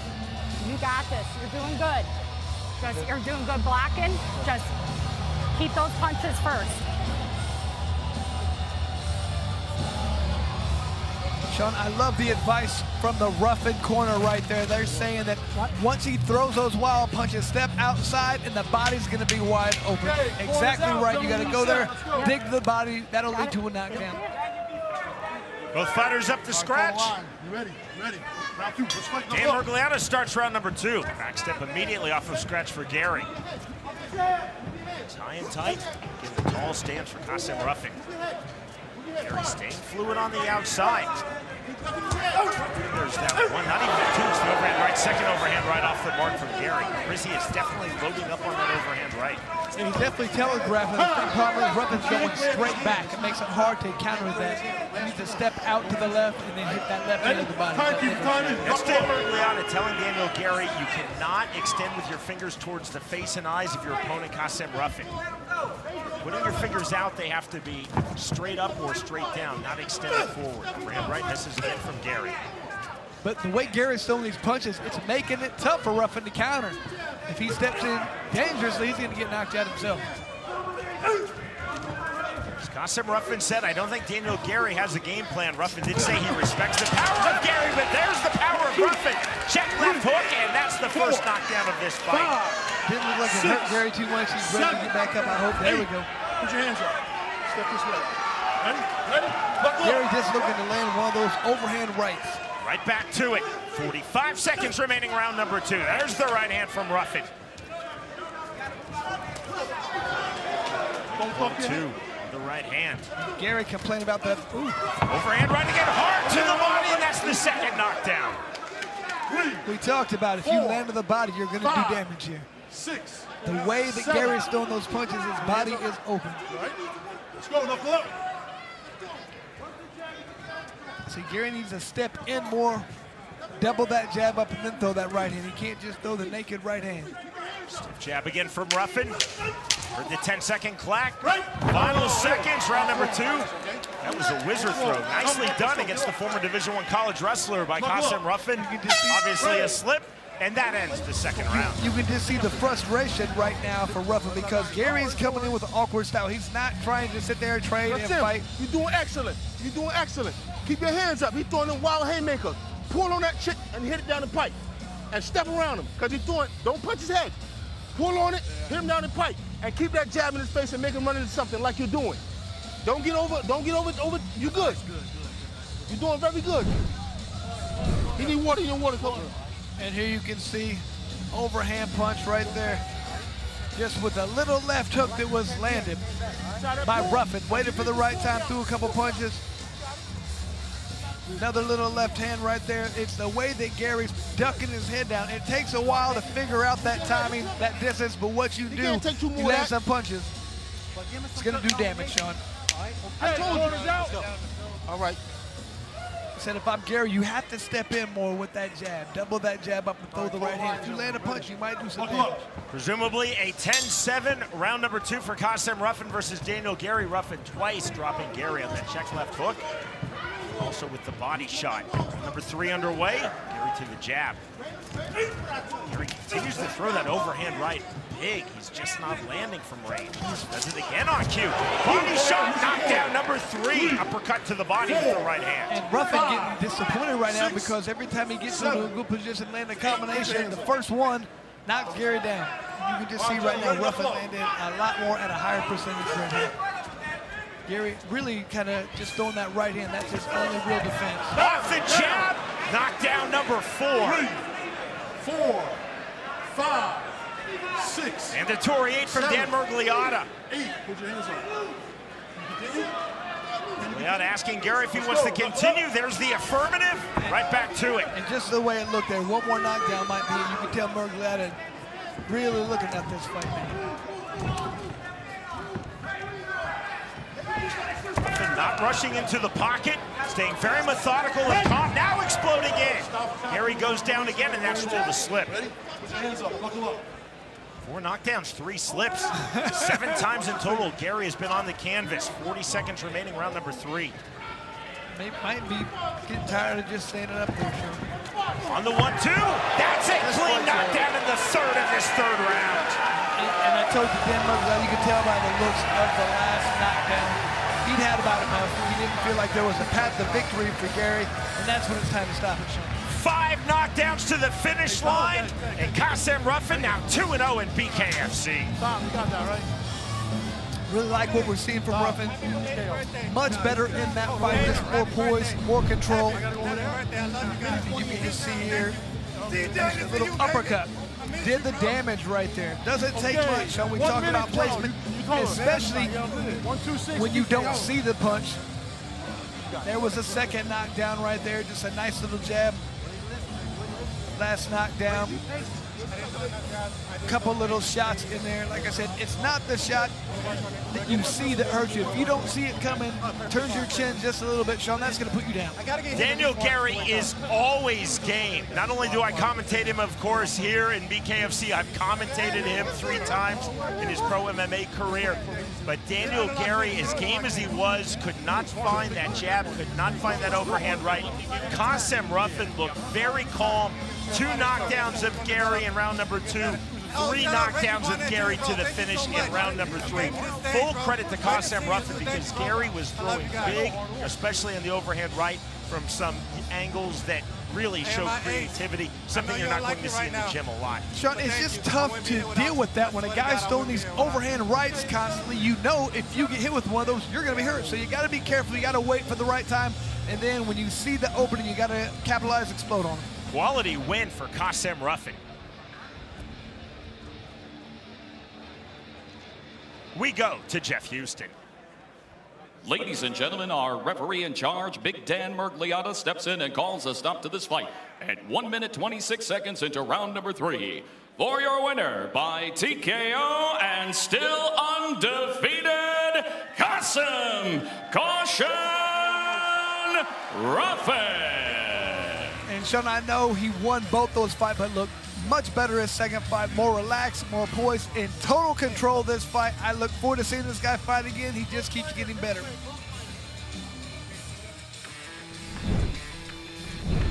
A 5 knockdown performance for Qasem Ruffin.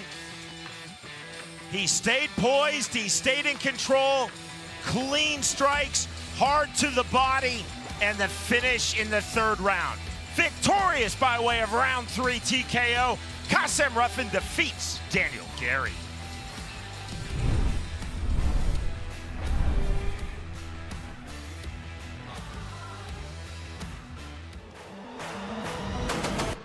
Definitely the most complete bare knuckle fighter we have today. He is arguably the best pound-for-pound fighter in BKFC. All due respect to Richard Barnett, he's held the belt. That's my belt now. I want it. I'm built for this shit. Are you not entertained? Kevin Crew came to drop bombs and bang moms. What's up, ladies?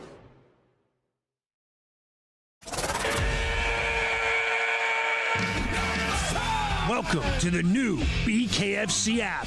Get monthly BKFC events for $7.99. People that are missing it are missing out big time. Enjoy our all-new library of content, including behind-the-scenes access, exclusive BKFC original series, and additional live bare-knuckle fights from around the globe. Knuckle up with the new BKFC app, only $7.99 per month. Let's go! Tonight only, you'll receive 20% off all Bare Knuckle Fighting Championship apparel when you use the promo code BKFC51 at bareknuckleshop.com. There's a huge selection of items to choose from with sizes and styles for everyone. You can place your order now at bareknuckleshop.com. And again, a reminder, you can use promo code BKFC51 at checkout to get 20% off BKFC apparel. So knuckle up and save at bareknuckleshop.com. And here we are here in the Salem Civic Center, Salem, Virginia, right outside of Roanoke. You just saw a great fight. You wanted action? You got action. 5 big knockdowns in the first fight. That's what you can expect tonight here, right outside of Roanoke, Southwest Virginia. If you want to be a part of that, if you want to get the full main card, the full pay-per-view, $7.99, go to that QR code right there. Scan it. It's right there on your screen and get hooked up. You don't want to miss that World Championship match in the main event. Britain Hart taking on Melanie Shah, plus so much more here from Salem, Virginia. Now's your chance to go ahead and order that pay-per-view. We still have one more great fight to come here on our preview. We're all bucked up. We're having a great time out here. But folks, before we go to that, let's have a little bit of fun. Let's take it back 1 week ago in Denver, Colorado. This is the best of BKFC 50. He's still hurt. He's hurt. He's not going to be able to continue, Joe. Stephenson. This is bout number 2 for Vincent in BKFC. Jesse Stalders. He's had 2 pro MMA bouts.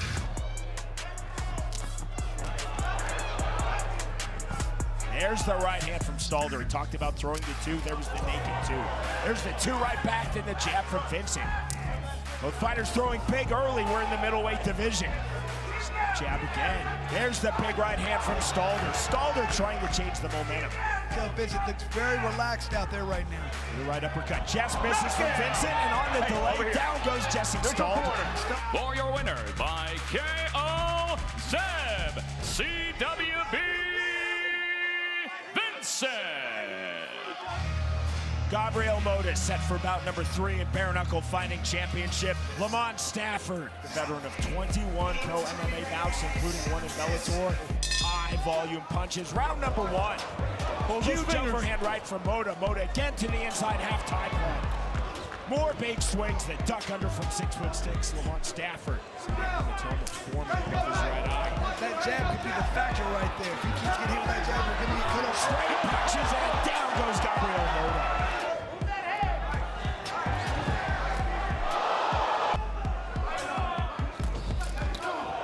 With the hook, and the hook right back from Moda. That lands now. Moda to the inside, half tie block. Big swings again from Gabriel Moda. That might have wore Moda out, though. I think he might have spent a lot of his energy right there. Stafford on the right hand, knockdown number 2. For your winner by KO, Lamont, the KO King Stafford. This is the BKFC debut, and indeed the pro combat sports debut for Dom Carey. Angelo Trujillo set for his bare knuckle fighting championship debut. Black and red trunks for Dom Carey. Now to the inside comes Trujillo. Forward off the jab, Dom Carey. The overhand right not getting through from Trujillo, but he lands that left hook. Trujillo hard to the body, half tie plumb. Big uppercuts, and then drops Dom Carey. Then the punch as Carey is grounded. For your winner, by way of disqualification, Tom the Bomb Carey. Carey Caprio enters 1-0 in BKFC. This is the BKFC debut for Andrew Strode. Right off his back foot, on his front foot comes Carey Caprio. Wow, facing Andrew Strode. And where Strode has got to be careful in these tie-ups. He's not used to that. He can't waste energy or he will tire out quickly. See the bladed traditional boxing stance of Andrew Strode. Big left hand, and that drops Carey Caprio. And that's that nice slick boxing right there. Those hands, right back to it. There's the left hand again from Strode. Strode right hand, counter on the right hand, and we are in 1 knockdown apiece. Round number 2 underway. Round of the year candidate, round number 1.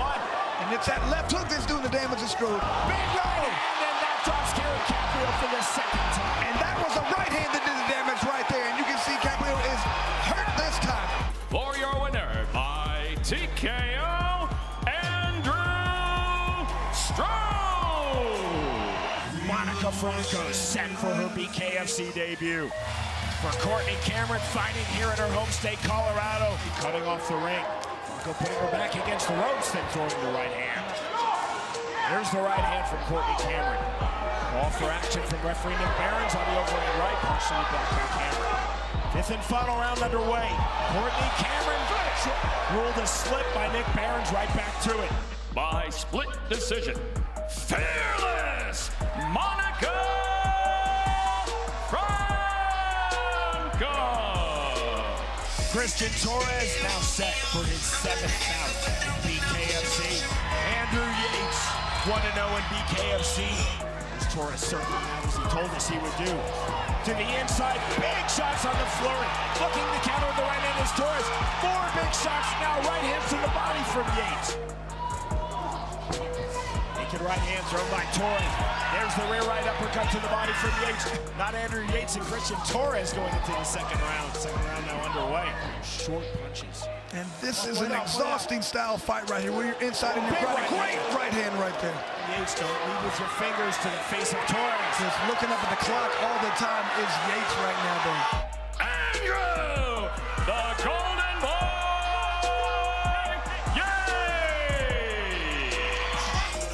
number 3, Bare Knuckle Fighting Championship for Tony Jenkins. This is the BKFC debut for Brian Meredith. That separation from Barry. Step in, left hand on the jab from Jenkins. Overhand right on the entry, counter right hand from Meredith. And down goes Brian Meredith. And Jenkins about to another punch here. Left hand, right hand to the inside. Big uppercut, now the right hand. Jenkins going hard for the finish, another right hand. Huge shots now, another right uppercut from Jenkins. 45 seconds remaining, round number 1. Hard on the turn, right hand, and that is it. And still undefeated, Tony the Way Jenkins. This is fight number 4 in BKFC for Drew Angel Court. Brett Hudson, in our fighter meeting, described himself as a counter striker who likes to brawl. Hudson trying to throw the naked right hands. Leading from the nose, you see he's cut outside of his left eye. Over here, time called by Andrew Glenn. Andrew Glenn stops this fight. Still undefeated, Drew Angel Court. This is fight number 4 in BKFC for Dylan Weinmiller. Big ovation for Keegan Vandermeer here in his home state, Colorado. Stepping over and right, left hook on the counter. There goes Dylan Weinmiller. Great counter right there. Oh, he's still hurt. He's hurt.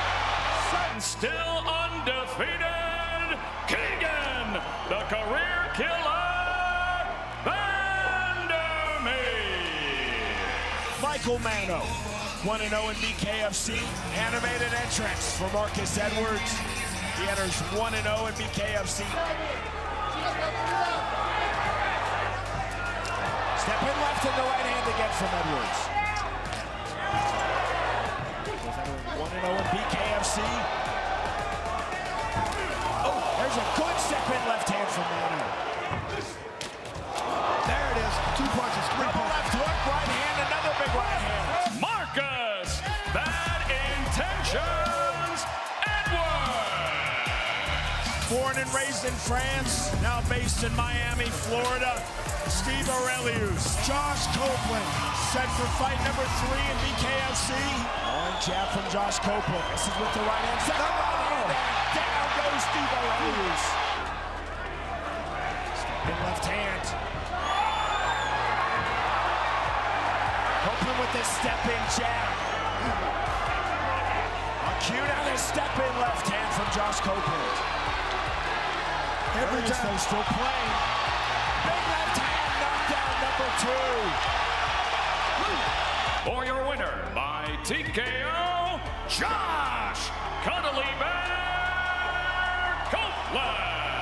Chris Camozzi enters 2-0 in BKFC. Both of those victories by way of first-round knockout. Lorenzo Hunt, the reigning BKFC Cruiserweight champion. This is his first fight as the 205-pound BKFC titleist. Fighters being extremely patient. There's the right hand from Hunt. On with the right hand, another big right hand, left hand from Hunt. Hunt exploding in on the 10-second clock. From the body, the bell, next stop on Creer. Hunt on the right hand. Getting his head under the chin of the champion, Lorenzo Hunt. Hunt firing back with the right hand. Hunt with his step-in left hand.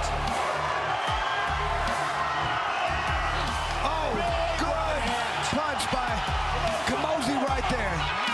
And still undisputed BKFC World Cruiserweight Champion, Lorenzo the Juggernaut Hunt.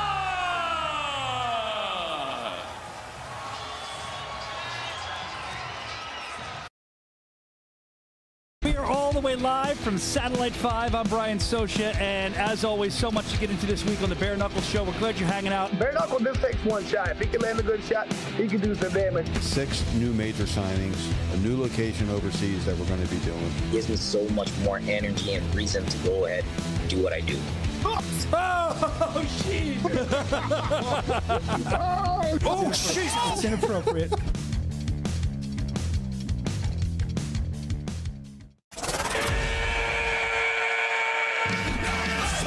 Welcome to the new BKFC app. Get monthly BKFC events for $7.99. People that are missing it are missing out big time. Enjoy our all-new library of content, including behind-the-scenes access, exclusive BKFC original series, and additional live bare-knuckle fights from around the globe. Knuckle up with the new BKFC app, only $7.99 per month. Bantamweights for you now. Rick Caruso versus Landon Williams. Our tale of the tape is presented by Crescent Tools. You can see here, Sean, significant height advantage for Caruso and a 2.5-inch reach advantage. But to me, the main thing is Williams is a few pounds overweight. Usually that's a sign of some kind of difficult weight cut or maybe not getting a full training camp. We're not sure exactly what it is. We'll see if that makes a difference if Williams is able to have the cardio to go long.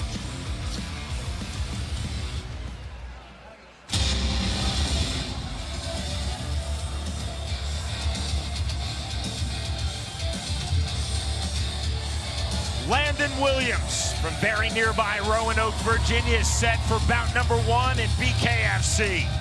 Williams has had one pro boxing bout, one bout in pro kickboxing. Williams told us in our fighter meeting, normally I like to feel out my opponent, but I've come to the conclusion in this, my bare knuckle debut, that won't work. I want to take chances. I want a fast start up from scratch. I'm going to swing big for a first round knockout. He said he wants a brawl. A lot of people talk about trying to be out there being measured. Not this guy. Aggressive, power shots the entire time. He wants to stand in the middle of the ring, trade punches until somebody goes down. Williams said, I need to get on the inside to win. I'm going to come to the inside using a high, tight striking guard. I feel my opponent, Rick Caruso, is going to try to stay long. I don't feel that Caruso, Williams told us, is expecting my high level of aggression. And Sean, this guy said he wants to come out here. His goal is to get 5 a night. We talked about a lot of fighters that say they want to come in there and never want to 5 a night. They want to dominate from beginning to end. This guy wants to come out there and put on a show.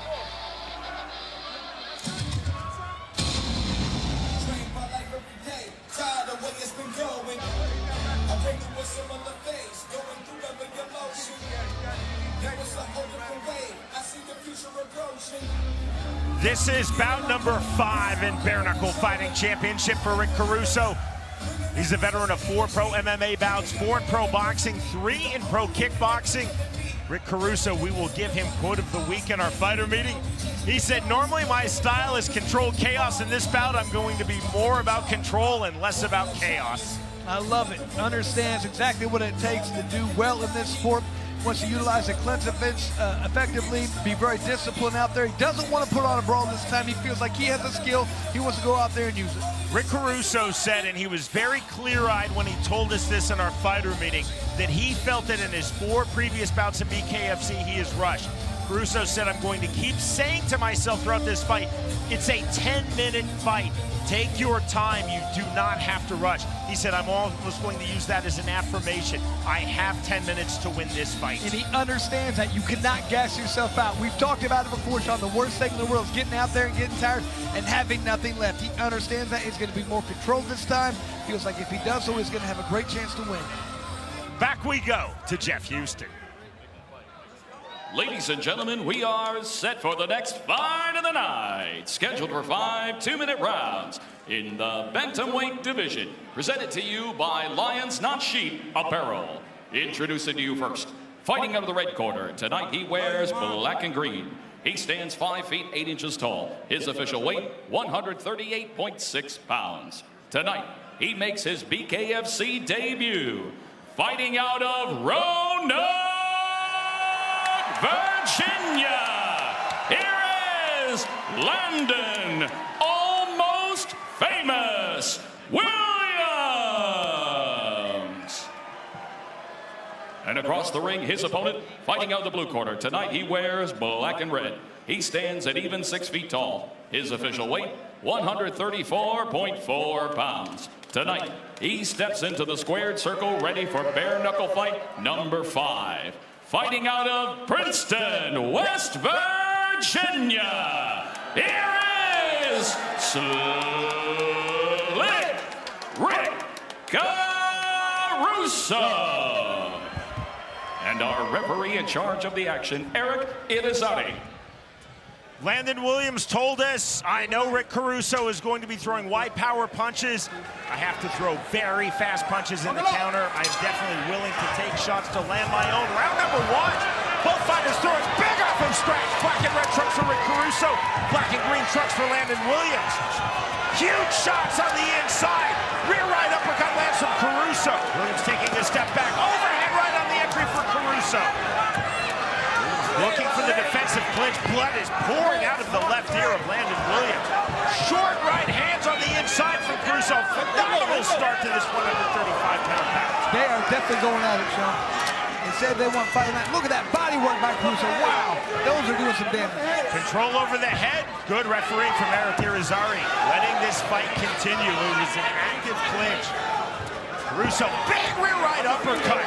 Williams took that exceedingly well, walking through that punch. Williams off the jab. Jab right back from Caruso. Caruso then the right hand. Overhand right targeted by Landon Williams. Irizarry telling Williams, watch targeting the back of Caruso's head. There's a check left hook, then a double jab from Caruso. 55 seconds remaining, round number 1. You can see this pace right now is definitely not doing well for Williams. Caruso talked about being able to understand that pace. Williams is very tired right now. Caruso on the right hand, left hand. Big swings now from Rick Caruso. Caruso can see the finish line, trying to reach it here in round number 1. Overhead right from Caruso. Williams throwing back with the right hand. Now the jab from Landon Williams, and Williams takes the knee. You get the feeling right. If Williams does stand up, it's just one right hand away from ending this fight. He is done. He's done already, so you can tell waving it off. He wants nothing to do with this. Mouthpiece is out. The count continues to 10, and win number 1 in bare knuckle fighting championship for Rick Caruso. And Sean, that was just a feverish pace. It seems like I got to go out there and trade punches easily for 10 minutes. Not the case. You go out there and go that hard. It's like throwing fastballs the entire time. Your arm gets tired. Your whole body gets tired when you're fighting, though. It's not just your arm.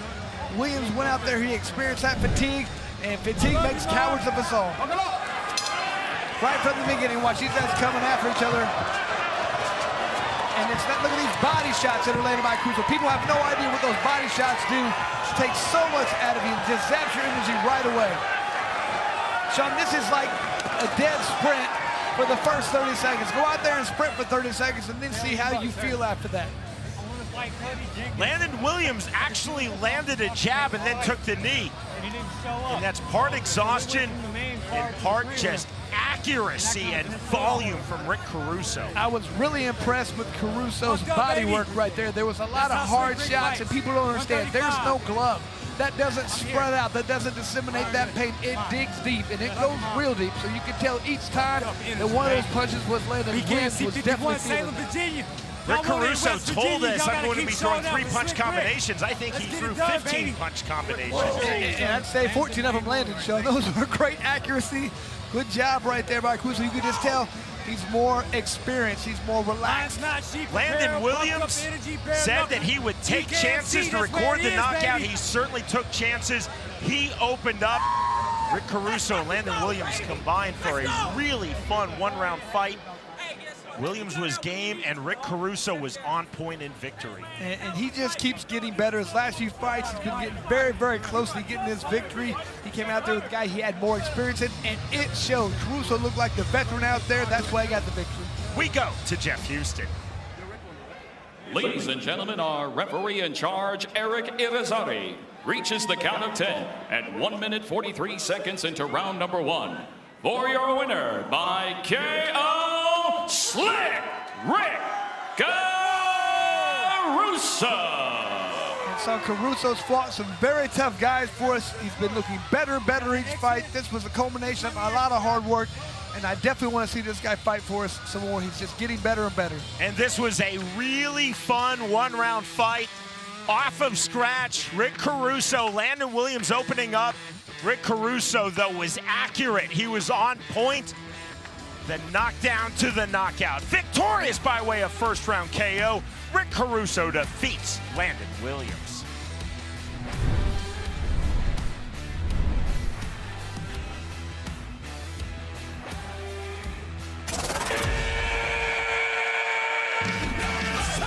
Welcome to the new BKFC app. Get monthly BKFC events for $7.99. People that are missing it are missing out big time. Enjoy our all-new library of content, including behind-the-scenes access, exclusive BKFC original series, and additional live bare-knuckle fights from around the globe. Knuckle up with the new BKFC app, only $7.99 per month. Let's go! Tonight only, you'll receive 20% off all Bare Knuckle Fighting Championship apparel when you use the promo code BKFC51 at bareknuckleshop.com. There's a huge selection of items to choose from with sizes and styles for everyone. You can place your order now at bareknuckleshop.com. And again, a reminder, you can use promo code BKFC51 at checkout to get 20% off BKFC apparel. So knuckle up and save at bareknuckleshop.com. Well, it is getting hot here in Roanoke, Virginia, here at the Salem Civic Center Bare Knuckle Fighting Championship, brought to you by Bucked Up Energy Drink, OnlyFans, Crescent Tools, and Lions Not Sheep Apparel.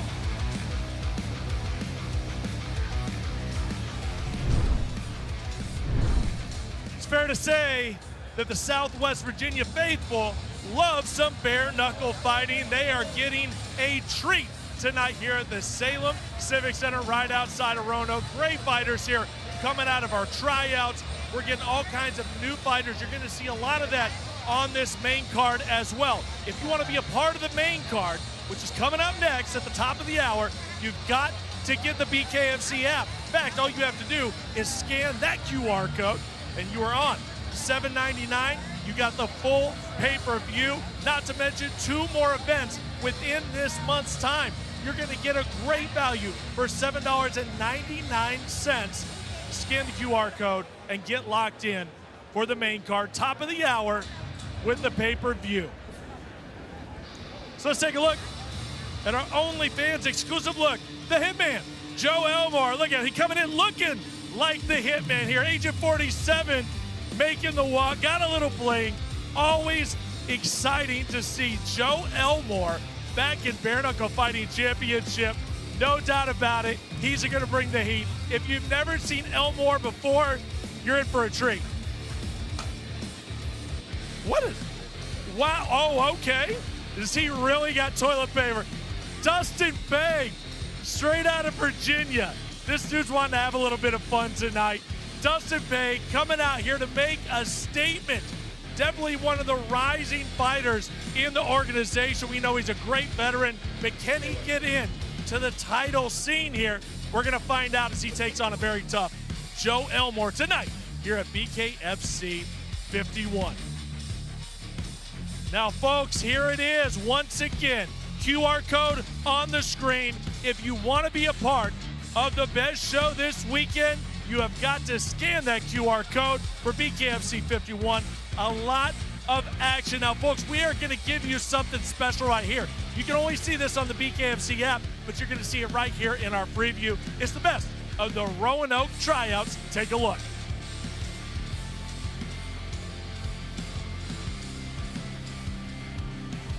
Hey, this is Chris Lights Out Lytle, and we're in Roanoke, Virginia this month. We're looking for the next BKFC superstar.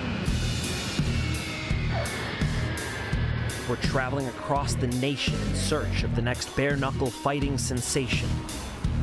Our relentless pursuit takes us to Roanoke, Virginia, a city known for its patriotic roots and blue-collar tenacity. Here, fighters from across the globe will converge in hopes of securing a coveted spot on a BKFC Prospect Series card. We'll visit with some of Roanoke's top talent. I don't know if I'm gonna be able to make it back out. I couldn't deal with that pain. While also discovering potential future champions. In this arena of fierce competition, many will step up, but only a select few will rise. This is BKFC Tryouts, Roanoke.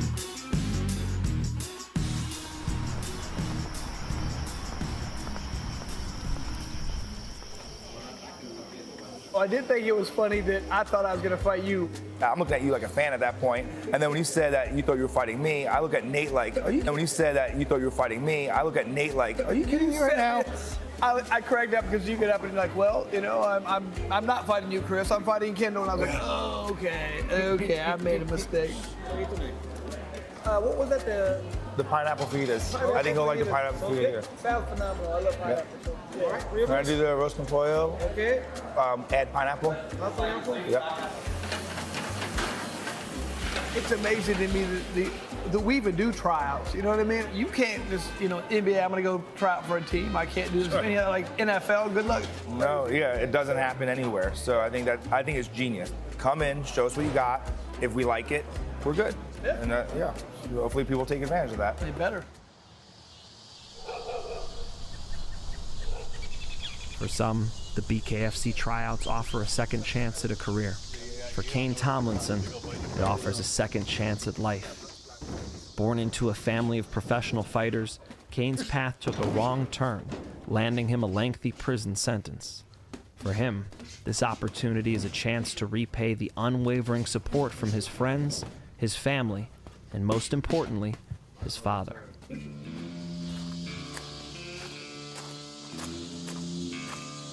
All about fighting on the inside, you know. It's mainly the jab work and fighting in the clinch. That's why I got you right there. That's how you fight inside. Yeah, inside. All right.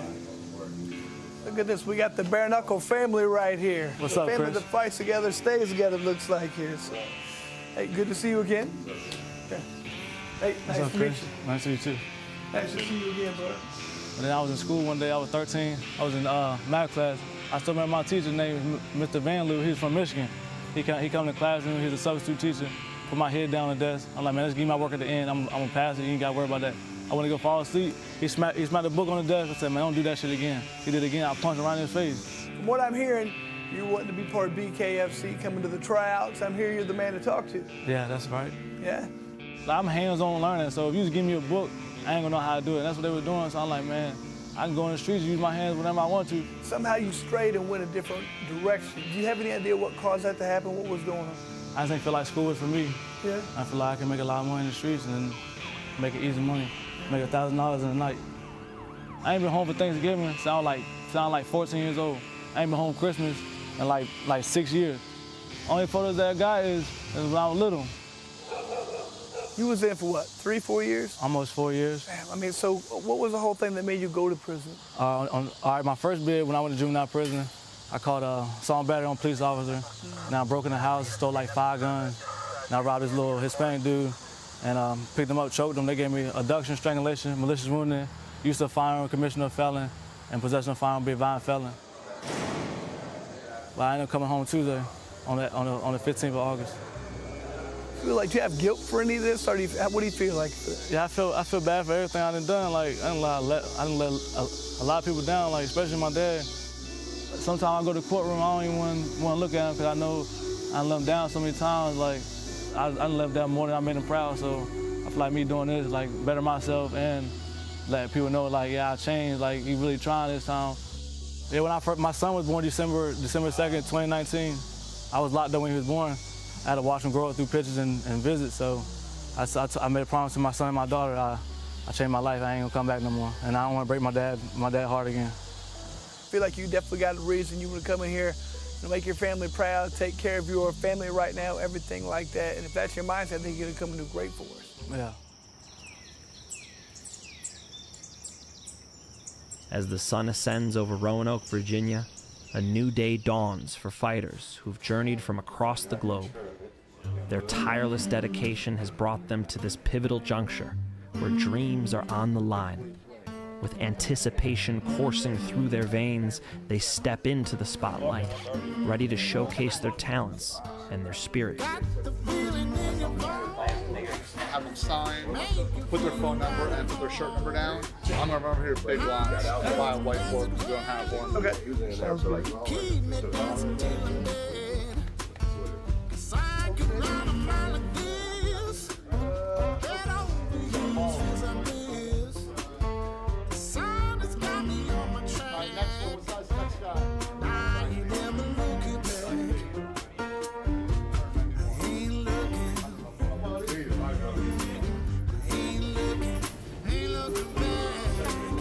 Still 5 hours. 7 hours from New York.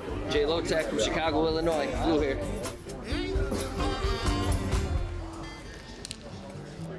Have your shirt, start lining up. You gotta do your photos. No hand wraps on for photos. You gotta take time. Roanoke, Virginia. We in event right now. Bare knuckle tryouts. Ready to perform for everybody. Show y'all what I'm best at, man. My kids had a good message today. Before I left, they told me to make sure I do great and kick some butt. First of all, I just wanted to thank everybody for coming here. Welcome all you guys to the bare knuckle tryouts. And man, I mean, you guys all being here tells me one thing. You guys are like me. You know that this is the most entertaining combative sport out there. Some of you guys coming, driving 6 hours, flying 10 hours. Unbelievable. That's what I want to hear. That's fantastic. So let's just come out here, have a great time, have fun with this, and just thank you guys all for being here once again. Thank you.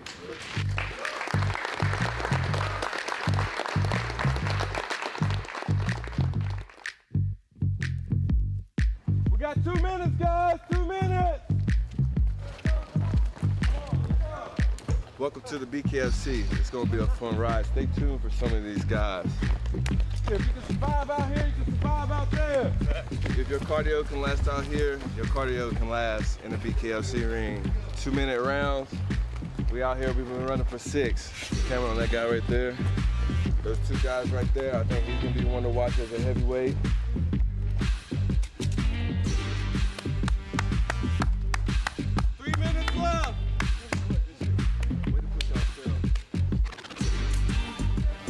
Shit easy. That's from wrestling, baby. Wrestling all day brings that cardio from day 1 to day 1 billion. So we're here and they're gonna see right now. Let's go get it. Setting up the punch meter. This is designed to show how hard someone can punch. When you hear your name, come on up. I'm gonna tell you when to go, you're gonna punch. There's a lot of people here. Everyone gets 3, all right? Good, one more. 5, 7, 1. 5, 6, 2. Good one, Chris. There we go. 6, 7, 8. Good. One more. 6, 2, 1. So far, the 2 guys we interviewed, both in the 600s. 6, 3, 9. That's it. That's it. Holding. Good guys, showing y'all. Good. Good. 7, 4, 4. Go. 4, 3, 6. Straight hook. 6, 3, 8. Today we had a lot of Roanoke's best fighters. We had a lot of people from New York. We had people from Chicago, Kentucky. Somebody came from Oregon. I mean, we had a lot of people. 4, 7, 7. I've been to several. This is probably my 4th tryout. I think this was the best time. 5, 3, 1. Nice. I mean, one thing I love about BKFC is we're out here doing something nobody else in the world is doing. We're giving people opportunity. As another BKFC tryout concludes, we have discovered local heroes and got a glimpse of potential future legends. Now we will be heading to a city near you, searching for the next BKFC superstar, who will rise to the occasion to etch their name in bare-knuckle fighting history.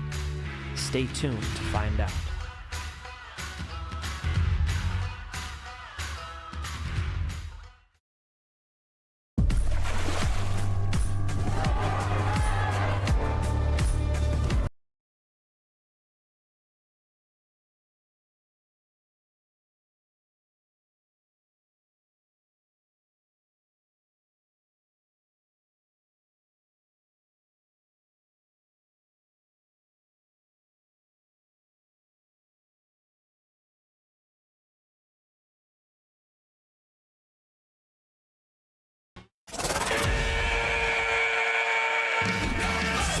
Welcome to the new BKFC app. Get monthly BKFC events for $7.99. People that are missing it are missing out big time. Enjoy our all-new library of content, including behind-the-scenes access, exclusive BKFC original series, and additional live bare-knuckle fights from around the globe. Knuckle up with the new BKFC app, only $7.99 per month. Let's go! Tonight only, you'll receive 20% off all Bare Knuckle Fighting Championship apparel when you use the promo code BKFC51 at bareknuckleshop.com. There's a huge selection of items to choose from with sizes and styles for everyone. You can place your order now at bareknuckleshop.com. And again, a reminder, you can use promo code BKFC51 at checkout to get 20% off BKFC apparel. So knuckle up and save at bareknuckleshop.com.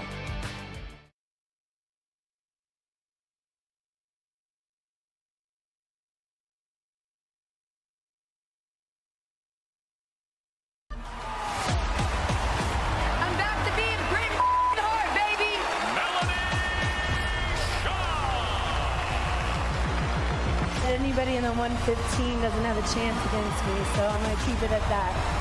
The right hand entry from Shah.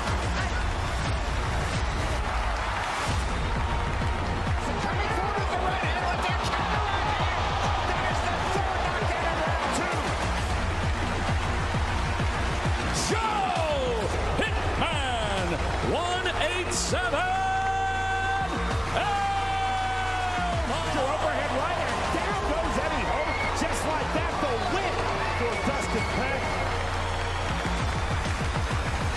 Overhand right, just misses. Great counter right by Elmore. For the second time in a week, Bare Knuckle Fighting Championship is live. This time from the Old Dominion State, Virginia, inside the Salem Civic Center. This is BKFC 50.